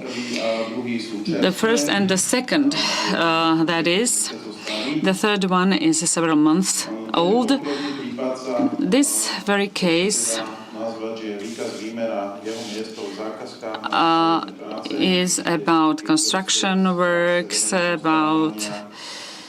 so those of you from public procurement know that the report and also the list of construction works is part and parcel of every contract. But when I was working for a contracting authority, these reports of plots and calculations of sizes quite often conclude many mistakes. So it is kind of a complicated thing, and the public tenderer quite often does not have time to correct mistakes that have been done in these reports, these technical reports. Why? Because we do not have personnel capacities. You usually have subcontracting companies do it. So the situation, practical situation is that you have questions about mistakes or non-precise technical reports, and if you want to conclude them or finish them on time, your answer is that you say, well, fill it in a different box that is somehow related. So this was the case of the railways of the Slovak Republic, modernization of the corridor Czech Republic, Slovak Republic, where Public Procurement Office was controlling this contract. And to make it brief, the conclusion of the first instance procedure was that there was a mistake because the technical report was not completed and not precise. You might see it here, and applicants did not have all relevant information in order to prepare a qualified bid, due to which bids of applicants from the viewpoint of fulfilling all the conditions and best prices of pricing of costs. So the subject of the contract was not reviewable. So to make it brief, since that technical report did not have all the items precise, all the bids were not comparable. That had an impact on the result, and the whole public procurement procedure was bad. So me, as a chairman of the Public Procurement Office, had received a complaint to review this decision, and I changed the decision, because the decision or the result of my review was, and my legal opinion was, that the law was not violated. Now, why? We can have a look at the arguments. The only criterion was the lowest price. The period for submitting proposals, 6 bidders submitted the bid, and it was a reverse public competition. And the items that were part of the challenge or of the complaint were not part of the terms of reference. So items that would substantially interfere with those items that caused the incomparability of the bid were not essential. So the office and me as the second instance institute had to deal with the issue whether the public procurement law actually recognizes a binding technical report. You probably know that we don't have such a section in law, and that is what I concluded. And what is more essential is the whole technical documentation of the bid, not only that technical report of plots and sizes.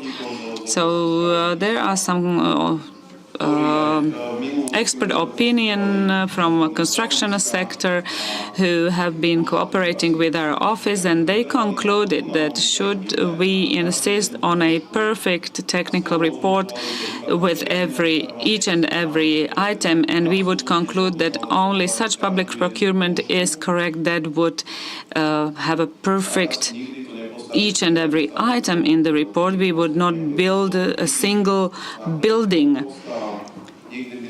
We would never have an open public procurement. And the conclusion is such that the technical report of sizes and plots is not as important as the overall technical documentation. And unless the second instance confirms that the whole technical documentation is wrong, then the result of the public procurement is a regular competition, that is those 6 bids, and there is no grounds for concluding that a section of the law of the subject on the subject of the contract was violated. So that technical report of plots and sizes is not so important or so relevant that we would conclude that section, that the relevant section was violated. Another topic that is still very current and open, because our office did not have an opportunity to deal with it correctly, to the contrary of the Czech counterpart, that is the exclusive capacity of an applicant. You all know very well that Section 43, Paragraph 3 of the law applies when saying that all capacities can be confirmed by third parties, and it can be cumulated, but also there are new directives that are currently valid and were transposed in Section 38, Paragraph 4, saying that in case of construction works, assembly or placing of something, the public procurer may require that certain tasks will be conducted directly by the applicant or the member of a group of suppliers. So this is a limitation of the rule that a public procurer may say that a certain activity really must be done or carried out by the capacity of the applicant, not by a third party. Ja som mal príležitosť preskúmať rozhodnutie úradu. Úrad v prvom stupni zastavil toto konanie podľa môjho pohľadu alebo právneho názoru nezákonne. Je to zaujímavé rozhodnutie, pretože rieši procesnoprávne problémy nášho zákona o verejnom obstarávaní. ten problém podpísanie námietok, hej, to je ten procesný aspekt, ale to tu nechcem hlbšie rozoberať. No a teda tu som sa ocitol v pozícii rozhodovania o námietkach. Hej. Predseda úradu sa teda takýmto spôsobom môže dostať aj ako keby nahrádzal ten prvý stupeň a rozhoduje tú vec ako prvý stupeň ako keby. Tak konkrétne toho zákazka na upratovanie priestorov letiska, bratislavského letiska a teda lietadiel a v zásade tam išlo o to, že verejný obstarávateľ vyžadoval, aby riadiaci personál, to je nejaký objektový vedúci a zmenový vedúci, boli k uchádzačovi v pracovnom právnom pomere. A teraz to je tá otázka, že môžete toto vôbec vyžadovať, že aby teda to bolo takto robené vlastnou kapacitou a neumožniť teda napríklad nejaký inému subdodávateľovi, aby poskytol takýchto zamestnancov. Takže toto rozhodnutie rieši teda otázku, bolo to dlho prerokované aj na rozkladovej komisii, tie názory boli rôzne, ale teda výsledok toho konania je, že áno, v tomto konkrétnom prípade to letisko mohlo vyžadovať tú podmienku, aby ten riadiaci personál, objektový vedúci a zmenový vedúci boli v pracovnom právnom vzťahu k uchádzačovi. A teda, že takéto pravidlo je v súlade s tým našim paragrafom 38 odsek 4. A prečo sme to tak, alebo čo sú tie argumenty za Why did we do this? That the public, the tenderer had requested this through own capacities for practical experience of these workers, was required of a minimum 5-year experience in cleaning services. Then the foreman needed managerial 2 years experience. Again, whether such condition is not narrowing down something being unusual on the market or something purpose-fitted or tailor-made, limiting the number of bidders. And we also took into consideration the fact that other staff, other cleaning staff and other personnel was unable to be hired through third parties. Whether this is reflected in the contract, we've also examined this fact. Whether the managerial staff position do have a clause in the contract, whether they actually provide an added value on the contract. After having examined documentation, we've come to the conclusion that yes, indeed, that's why they are authorized to determine such a requirement. So this is our first such a novelty, confirming that it is possible to limit a tender in this way. What's perhaps important to say that the objections we had to tackle at the second instance, as a paradox, did not include any specific argument of the contestant. Why is this limiting to them? These were just general nature objections. We are being limited. No specific argument was to substantiate that claim was provided for us to consider legally that whether really that requirement has been limiting them. This decision can be found on our website. It also refers to Czech decision-making practice or case law of the Czech authorities, of referring to civil engineers and project or design, construction design staff. So that was our reference we used. The question remains how to view this case if the contestant provided an argumentation to substantiate their complaint. That's why in this case we've accented the idea that if someone is complaining, they should provide a justification or substantiation of their claims.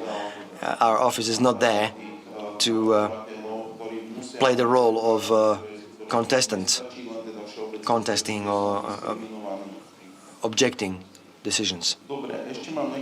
I got maybe 4 minutes left. One more decision I'd like to share with you of an older date, but quite interesting, in my view. It's a decision that was nothing was found at the first instance by our office, and the office chairman has found something. So it's the opposite case as to the previous one. This is the quality management system certificate, and this certificate it was some waste collection yard technology to be procured, and for the quality management system certificate was to be provided through a third-party capacity. And the public procurer in tender documentation requested to stipulate subcontract conditions and terms, and what happened that in the list of subcontractors was stated 0. There was a unified European document saying 0% of subcontracting. So they are not considering, if successful bidder, they are not considering to use any subcontracting, despite the fact the successful bidder had furnished a certificate for the quality management system for sales of construction equipment through a third party, that certificate. And they submitted the contract on mutual cooperation as requested by law. And then the procurer in a minutes have stated only that the successful bidder does meet conditions of the tender. Now, when I examined it with my colleagues at the Remedy or Recourse Department, under this situation, if in a bid, the bidder, well, declaring to you they are not intending to use subcontract, at the same time furnishing a certificate provided by a third party, question then remains, is this not only a formal providing of meeting conditions, some kind of paperwork, certificate? Or is it realistically the condition going towards a realistic ability of the winning bidder to provide that service in the required quality as stipulated by the tender? If you ask yourself that question, the answer should be, obviously, yes, indeed, this is merely a formal show of meeting conditions. So the office chairman, in his decision, states or stipulates that this is not the way to conduct public procurement, and it was only declared the conditions of bidders were met, and they, in fact, were not met. Legal side of this case was, we refer to European Court of Justice case law, which is quite important, and eye-opener is the last judgment, first on our slide here listed, which clarifies, the Court of Justice clarifies the idea, which should be that some of the conditions of participation may not even be transferred to third parties. How? It's not about the piece of paper. Someone shown me a certificate. We should be going into the content of the service tendered, of the service provision. And there is qualification required, which is non-transferable.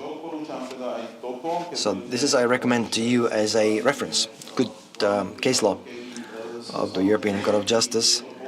And it's when something comes up to you as suspicious, if someone claiming not having a subcontractor by using third-party capacity in some respect.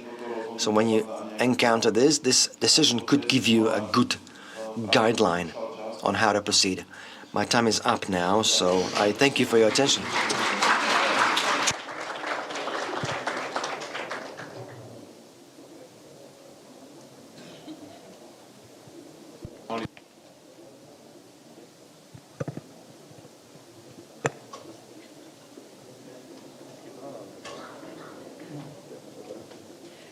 Dobrý deň. Good morning. I have to admit, when I was preparing for this panel, I was hoping to be the last to speak. And in that way, I just take 5 minutes and there will be that. And I find myself in the middle of the office decision-making practice. But I focus on a different area entirely. That is one of criminal law. We meet frequently people misinterpreting criminal dimension of public procurement, considering it too broadly, and they are being too much concerned about outcome or the consequences of if something goes wrong in a tender. I was inspired by our Supreme Court when I was looking for some Slovak courts, judgments and the case law, making sure it's interesting, not only discussing the same topics all over, such as conflict of interest. This year, our court has not been very productive, even the most recent years, in this regard. So I'd like to move over to the case itself. On 1st of August this year, Slovak Supreme Court had made a judgment in criminal law case on public procurement official of the Košice University Hospital purchasing 4 sonographic machines for 4 of the hospital departments, and has been sentenced to 5 years. And I would split the judgment into 2 parts. First one is the objective one, that is the Public Procurement Act violation. Just an introduction, it has been a very specially and narrowly drafted description of tender documentation, including hundreds of bullet points, being very specifically, but the public tenderer was reminded of this fact. They were requested to correct this. They took it too generally. They said, this is what my doctors are asking for, and this is what I want as the hospital. Now, the technical specs say, for instance, requesting the machine to have 4 wheels independently, for buttons, for images to be available in variety of formats. JPEG usually is the standard. Now they request another format of imagery, and on the market there was only one supplier available with these exact specifications, being able to supply the machine. So the tenderer, the public procurer, was reminded of this fact, making sure that they obtain a sonographic machine, making the sufficient quality images, and in time they do not need to have 4 wheels independently spinning and producing multiple formats imagery, and the tenderer, the procurer, said no. So this contract was executed by public procureur department plus with an external contractor. And the external contractor have drafted all of the paperwork on their behalf. They were responsible for the description, which should be the responsibility of the head of the public procureur. And we need to state here that the relationship was based on mandated contract or agreement. Everything the company, the subcontract, will do based on instructions of the procurer, of the public tenderer. So the sentenced department head, the manager, confirmed to us that responding to the request for explanation, claimed that this was done by the external company. So what's my worry? And the court viewed this response. How could an external company or contractor be able to respond to this? And there were some witnesses questioned. And yes, indeed, the information was going back and forth, and this particular head sentenced was the one providing all the background and the exact specs to the third-party contractor, based on which they have produced the paperwork. And I would like to know if the court issued that this external contractor, external company should share responsibility, but this company was not part of the penal proceedings, and therefore no responsibility could be assigned to this company. So this is the objective view. So it's not only about a small mistake and then this person ended up behind the bars. There were several other elements.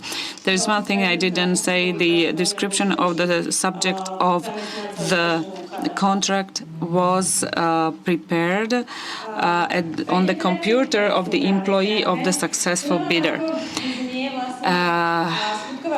So these are constitutional element of the criminal act according to our criminal law. And I would like to draw your attention to two things. That is the objective view, and these are violations of the rules of public procurement, where it was clearly determined that there were conditions of the competition that were tailor-made to the conditions of one applicant. And then there was intention. Quite often we have various complaints or actions, criminal actions, and especially if our department concludes that it is so relevant that it should be part of penal proceedings, but quite often law enforcement agencies actually stop the proceedings because the intention is the subjective element, is the element of the will, which is difficult to prove. But in this case, the order of events did prove that the head, the procurer, did actually know what he was doing. He had his successful applicant who he was in touch with, and then he was actually making excuses that it was the doctors that wanted this specific device, and he had actually leased the device before, and they tested it, the doctors tested it, and this is how they actually concluded that they wanted this particular device. So this particular person was acting really consciously. And I'd like to also say that criminal responsibility says that it is in the intention to act in such a way that one would cause harm or to gain to achieve personal gain. We, and you as public tenderers, you have certain duties and you should be familiar with the Public Procurement Act. But sometimes you make a mistake, but it does not mean that you acted intentionally to cause harm. It must be intentional, it must be targeted, so that actually you are aware of the fact that you are violating the Public Procurement Act, and you still do it. And this is how the court decided as well. The court, being aware of the fact that the subject of the public procurement was described in a discriminatory way, and that was the intention. This was the proof of why this head of the public procurement unit was sentenced, and now he's serving 5 years. We are talking about public procurement case from 10 years ago, and the criminal proceedings took 6 years, but the court was basically willing to bring down the sentence to 5 years from 7 because the whole proceedings period was too long.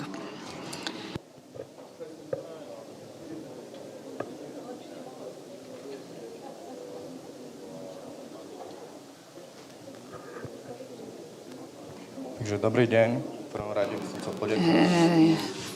Very good day to you.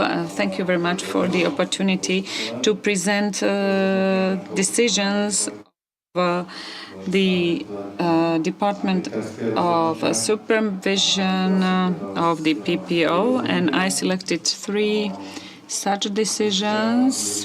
Yesterday, Mr. Hudec already talked about a frequent procedure, which is the dynamic purchasing system, DPS.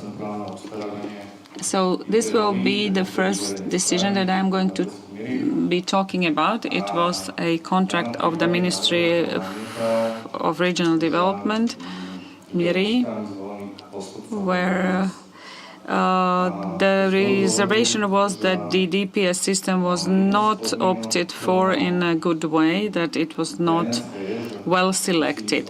Well, a DPS is applied in a system where the service, goods or construction works are ordinarily available. And the complainant said that it was about the development of an information system, and so he said that information systems development cannot be described as ordinarily or commonly available. And also he was saying that it was not clear what was supposed to be developed as part of DPS or as part of individual calls. And the conclusion of the office was inspired by the Czech counterpart. We concluded that the development of an IT system cannot be excluded from the framework of goods that are not commonly available. So we were inspired by the Czech decision because they had a very similar situation, but we even extended this. So it is important to review the intensity and nature of the development of the information system and how robust the IT system is that is supposed to be procured. And this was the difference from the decision of the Council. And we concluded that based on the name of the subject of the contract, as well as specificities of the terms of reference, we cannot conclude whether this is commonly available or not. As for technical conditions, and with the references, the arguments quite often are that if it requires an IT architect or a project manager, these are IT positions that are directly related to the development of the IT system. And that was supposed to be a evidence that it is about the evolution or development of an IT system. And the office did not agree with this. It can be procured via DPS, but we need to evaluate the intensity. So we'll see how the case law develops in this case. It seems that so far there were no such reservations and that the complainants would send such reservations. We'll see what the expert opinions will be like. At the same time, there was a partial conclusion, an important one, of this decision that the description of the contract subject as part of DPS can be, in the first round, very general and framework-like, but must be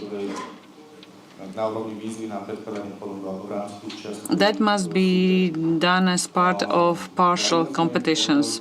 At the same time, we concluded and informed the applicants as well as the complainant that despite the fact that the nominal value is under the threshold, but in DPS it is over or above threshold, reservations may be filed.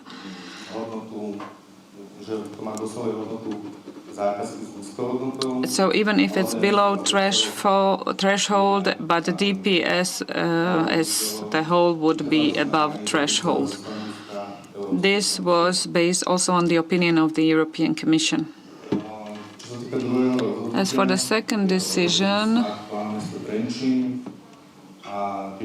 that is decision smart plan of the Trenčín city.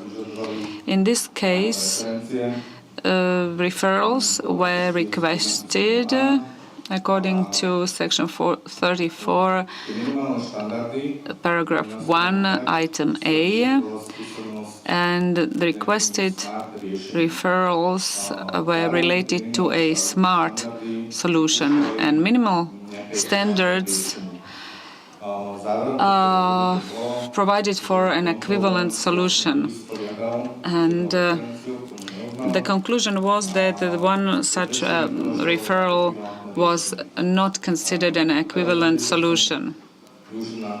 I'd like to make use of this decision and say that we have quite a problem at our department with the wording similar or the same nature as the subject of the contract is.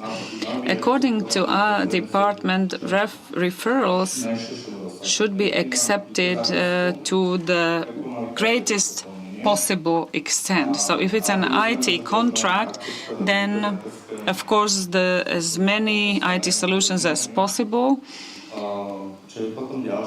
And another problem may be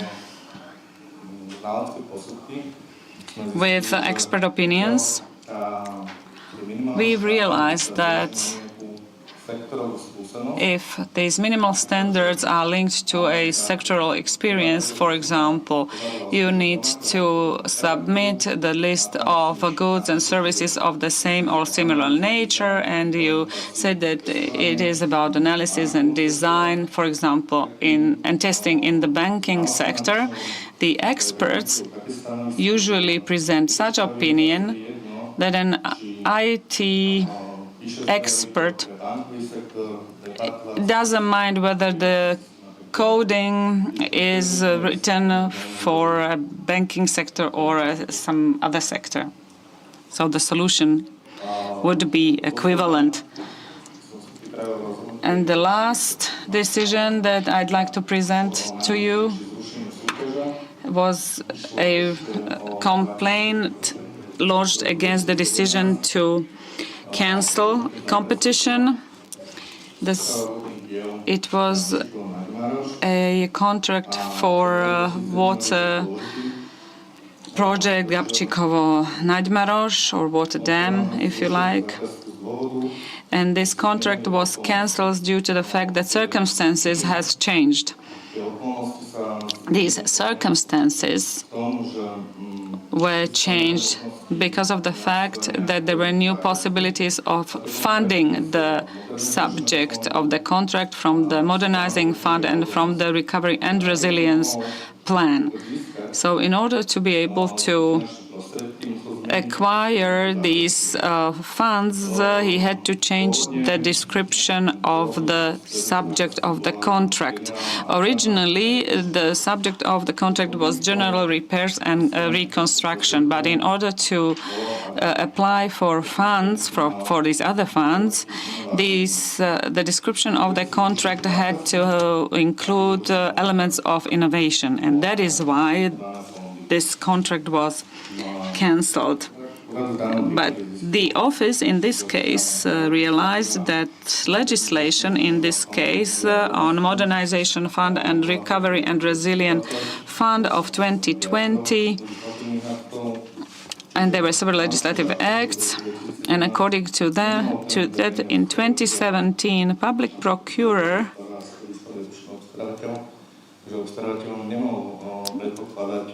could not assume that such legislation would be one day adopted for these new ways of funding, and therefore the office accepted this decision. So the interest to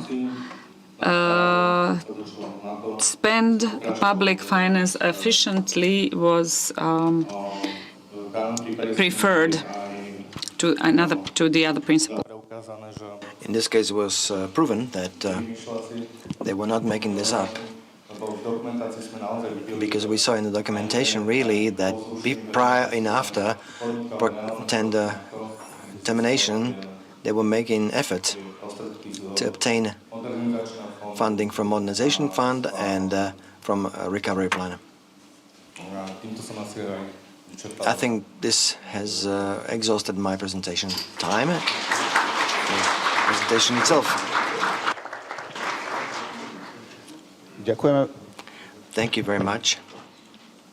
Ďakujeme veľmi pekne Ľubovi Luhovému.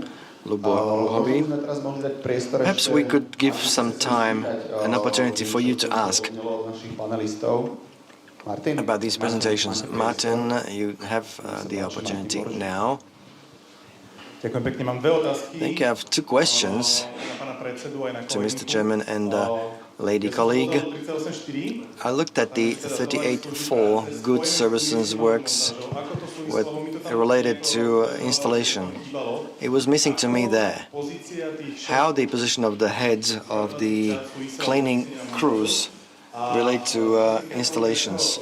And with regard to the criminal case, I put in objections, a sort of threat and analysis of the paragraph, but for the controlled entity to get scared a little. And I found the connection there, that there must be intent present. I agree with that. To cause harm or gain benefit. And causing harm, do you not see that in the fact that they had to put something in their pocket? And how did they cause harm? By lost profit of other bidders? They were unable to participate in the tender? I do not see any other, because no one else has the certainty of being successful, all the other bidders. So this breaks down the causality of causing harm and their actions as bidder. Let me try. I don't have the act with me, but I think it stipulates precisely services and then goods with installation or placement. Whether the section of the act has a separate category where you can apply this. These were cleaning services, so this is how we have it in that wording. Now, on the criminal judgment, we didn't want to scare you with that, but I've read the judgment in the paper. I was unable to find it anywhere on the proper source. That's why we requested an official judgment, so we received it. That's why we are presenting it to you, so you can see the view of Slovak courts on the criminal act.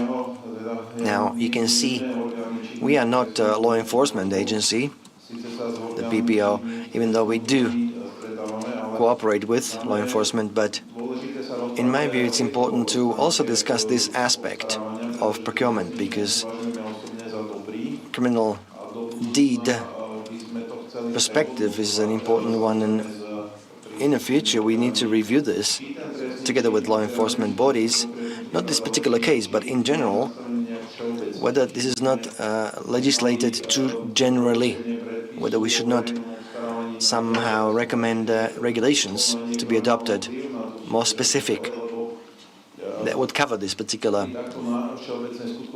type of crime. Because here you can start prosecuting any procureur, and they are waiting for many years. Madam Director says it took how many years to get a court verdict. It's not a very good feeling to have for anyone. So the discussion at our office has been on this. We've approached the academia and law enforcement, and we'd like to talk to them about whether the legislation has not come to a time to be made more precise, more detailed. And I'm going to give Madam Director the floor about her answer. Thanks for the question. I was hoping that we'll never get to the damage, because for law enforcement damage is kind of tricky, because the act is stipulated differently to how we view damage in our civil code. There must be causality available together with the crime, and this is what the Supreme Court addressed, that at the end of the day there was no competition because only a single bidder won. So what was the benefit, was the question gained by the single bidder, and the court called it, let me quote, obtaining benefit on the side of the single public procurement bidder in causality with the crime at hand. So the court did go into a lot of detail, even disputing with the first instance court, disagreeing with the first instance judgment, which then ended up consequently reducing from 7 to 5 years sentence. So the causality with the crime was present, and of course the court examines many other aspects of damage, whether there has been a tender or competition present. If there was one, they look at it by absolute principle that they would look at every damage going with the gravest or the biggest damage incurred. Ďakujem veľmi pekne za otázku. Ešte by mal niekto otázku na to, čo odznelo? Ak nie, tak ešte vám dlžíme nejaké odpovede. Any other questions? If not, I will still owe you some questions and answers to questions asked through the online application during the presentation. So let me just go briefly through them. If you'd like to add something, please go ahead. So please, for the panelists to remain with us, because Mr. Chairman will be asked at the very end to give us some concluding remarks. And thank you for this conference. Let's go back to the questions still open. If the bidder will submit a single European document on the competition and the public tender is with electronic auction, can I let them go into auction, or do I have to first request document to be submitted? Our view is based on section 54.6. Is one that you need to request bidder to submit their documentation within 5 days. Only afterwards, once you've received and you have assessed documentation for them having met conditions, then you can let them go ahead with electronic auction. Is that okay? Thank you. Next question, pertaining to what we discussed, we are planning to issue a general methodology guidance on the breaking down the contract to smaller parts, whether we're considering with the construction guild consultation. We take this as a good idea. Why not contact them and get some advice from these associations, making sure our outputs would be the best quality.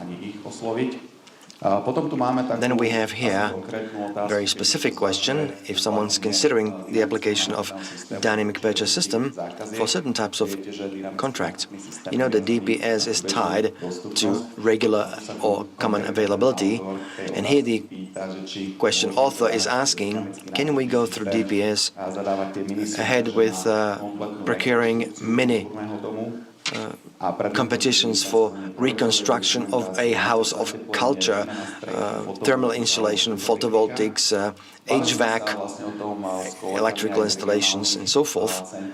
We discussed this with our colleagues from our regional centers, and in general, it is not prohibited to apply dynamic purchase system or DPS for construction contracts. This limitation only applies to electronic marketplace, where you cannot do construction works through electronic marketplace. It depends whether these are regular buildings. We discussed maybe if this was a protected national cultural heritage site, that would probably not enable you to do so. But if it's regular construction works, replacing roofs or thermal insulation, we do not see any major problem where dynamic purchase system could be used for those. As an analogy, this could be something what Lubo Luhovi just discussed with the IT roles for DPS. One must pay attention to the partial contracts, making sure these are not unique sites, structures or works for that matter, making sure that you do not conduct major IT roles with IT works. Colleagues agree for now. Thank you. Hopefully it's a good answer, and those persons asking the question or posing the question, you can go ahead with DPS for construction works. Now, we've discussed this yesterday already. There's another question. I spoke with Mr. Donovan from the Armed Forces Academy here. We had a conversation on dynamic purchase systems, whether to state in the information about who has been the successful bidder, including the information how they have met the conditions of participation. And we discussed the 55.2 section of this Act. When you read it thoroughly, it says that this information about who has succeeded and how they met conditions are tied to the entity in question. And we found a difference in opinion. If you have a reverse competition with many competitions through dynamic purchase system, basically, in fact, you only assess the first one in order or in ranking. But it's based on criteria. I can see you swerving your head in disagreement, but let's not argue about this. But we view it in this way, that the bidder in question is the one I have assessed based on criteria. If you looked at it the other way, as you say, any classical reverse public competition would mean that the unsuccessful bidders would never have to be given the information based on the Act. In our view, this is not the purpose of this particular provision of the Act. And it would be making everybody's life complicated. I see you not disagreeing with us. Let's agree to disagree. Nie, ale my to nechápeme tak vo väzbe na to, čo však hovorím, nemá to ako keby... I don't think it has... let's move on. Mr. Chairman said move on, so we are moving on. Ale to, čo sme sa rozprávali... But what we've discussed, that you will send me some of your analysis, please do send it, make sure to look at it. Potom je tu taká otázka, to zase... There's another question here going towards the information on assessing bid results or competition results on benefits of the accepted result or accepted bid. You should state in the information to the unsuccessful bidders what product the successful bidder had provided. And there's a question here, what if the subject matter was 200 items, 200 goods? Of course, we're not going to differentiate whether these were 2 units or 200. In this case, yes, indeed, just give them attachment to the information, a list of types of goods, which should be a part of the information going to the unsuccessful bidders. So we're not going to make any differentiation how many goods will be being procured. And then we have another question. I made a mark to majority of the questions that they were partially answered. This goes about the public procurement planning. When a plan is being compiled, the question was that if the procurement plan include contracts the procurer are planning to fund from European Union funds, not yet being aware whether the project will be even approved in the assessment or evaluation process. And that's how we have done this in the investment ministry. We did go ahead with such tenders. This is only an indicative plan, so I think it should be included, such contracts funded from European funds, even though you are not sure about the funding source. Here I differ, in my opinion, to Mr. Hudec. In our practice in local administration, we had it differently. If the contract was not certain, funding was not certain, we'd never put it in our plan. But the basic rule remains that within this panel discussion, the fact remains that obligation to compile procurement plan is not legally required, so it does not exclude any procurement plan to be doing this. And you could have discussed a plan update. You can later update your plan when your project will be approved. And the agreement between you and the provider of the contribution will have been signed. Well, we've just answered questions that we've received via the app. So, should you have any question at the moment, be it regarding other panels or this very panel, this is the very last chance. Má niekto nejakú otázku? Are there any questions? No, takže asi nemáme už. So maybe that's not the case, or yes, it is. Nemám mobil. Well, I don't have a mobile phone, but obviously there is a question via the app. There is one question. A company has sent a request for information, and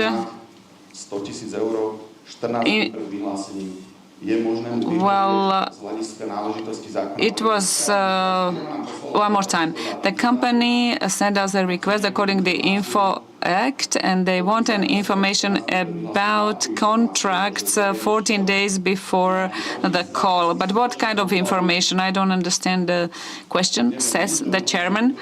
It's not very clear. Well, if there was no call made on the contract, the public procurer is not obliged to send public documentation. Well, that's my sort of first-hand answer. I'd like to add here the priority mode is the Act on Information, that is Act number 211. So we need to really follow this law. For me, the question would be whether you have such information as a procurer, because according to this act, you are not obliged to create information. So if this person is asking about an information that you don't have at the moment, and it is regarding the contract, you cannot provide such information, and you don't have to speculate about it. No, but I think the question was that the competition documentation is already ready, but there was no call for proposals yet. But should I, as a procurer, be obliged to provide this type of information? That might create an advantage to the recipient of such information, and it would not be in line with fundamental principles of public procurement.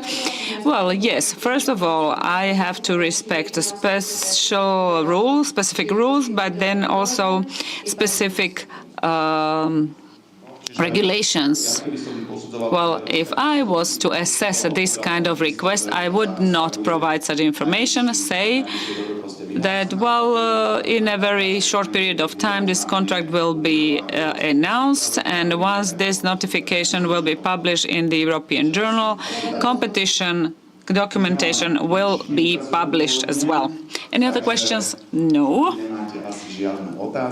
Or is there any other question? It seems that's not the case, so I pass the floor to our chairman to evaluate the conference, but allow me to thank every one of you and all the colleagues who participated in the organization of this event, and I do hope that our chairman also will evaluate this conference very positively, and I am looking forward to similar events organized in the future. Branjo, thank you very much to you and also to all other colleagues that have participated, and also to the guests.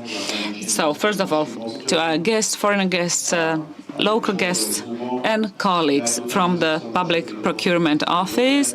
I hope that you did find this conference positive, that it was a pleasant stay for you. I believe then when we are listening to each other, sharing our problems, our views, maybe not in each instance we may have the same opinions. There is the European Court, the European Commission. So we are presenting a legal point of view, but our office is also providing methodology. So we are trying. And of course, we would like to see Slovakia progressing also in the sector of public procurement. We would like to rank higher than the last positions. And I do hope that this conference will become a standard. It will be a tradition, and you will be willing to come also next time. So one more time, a big thank you.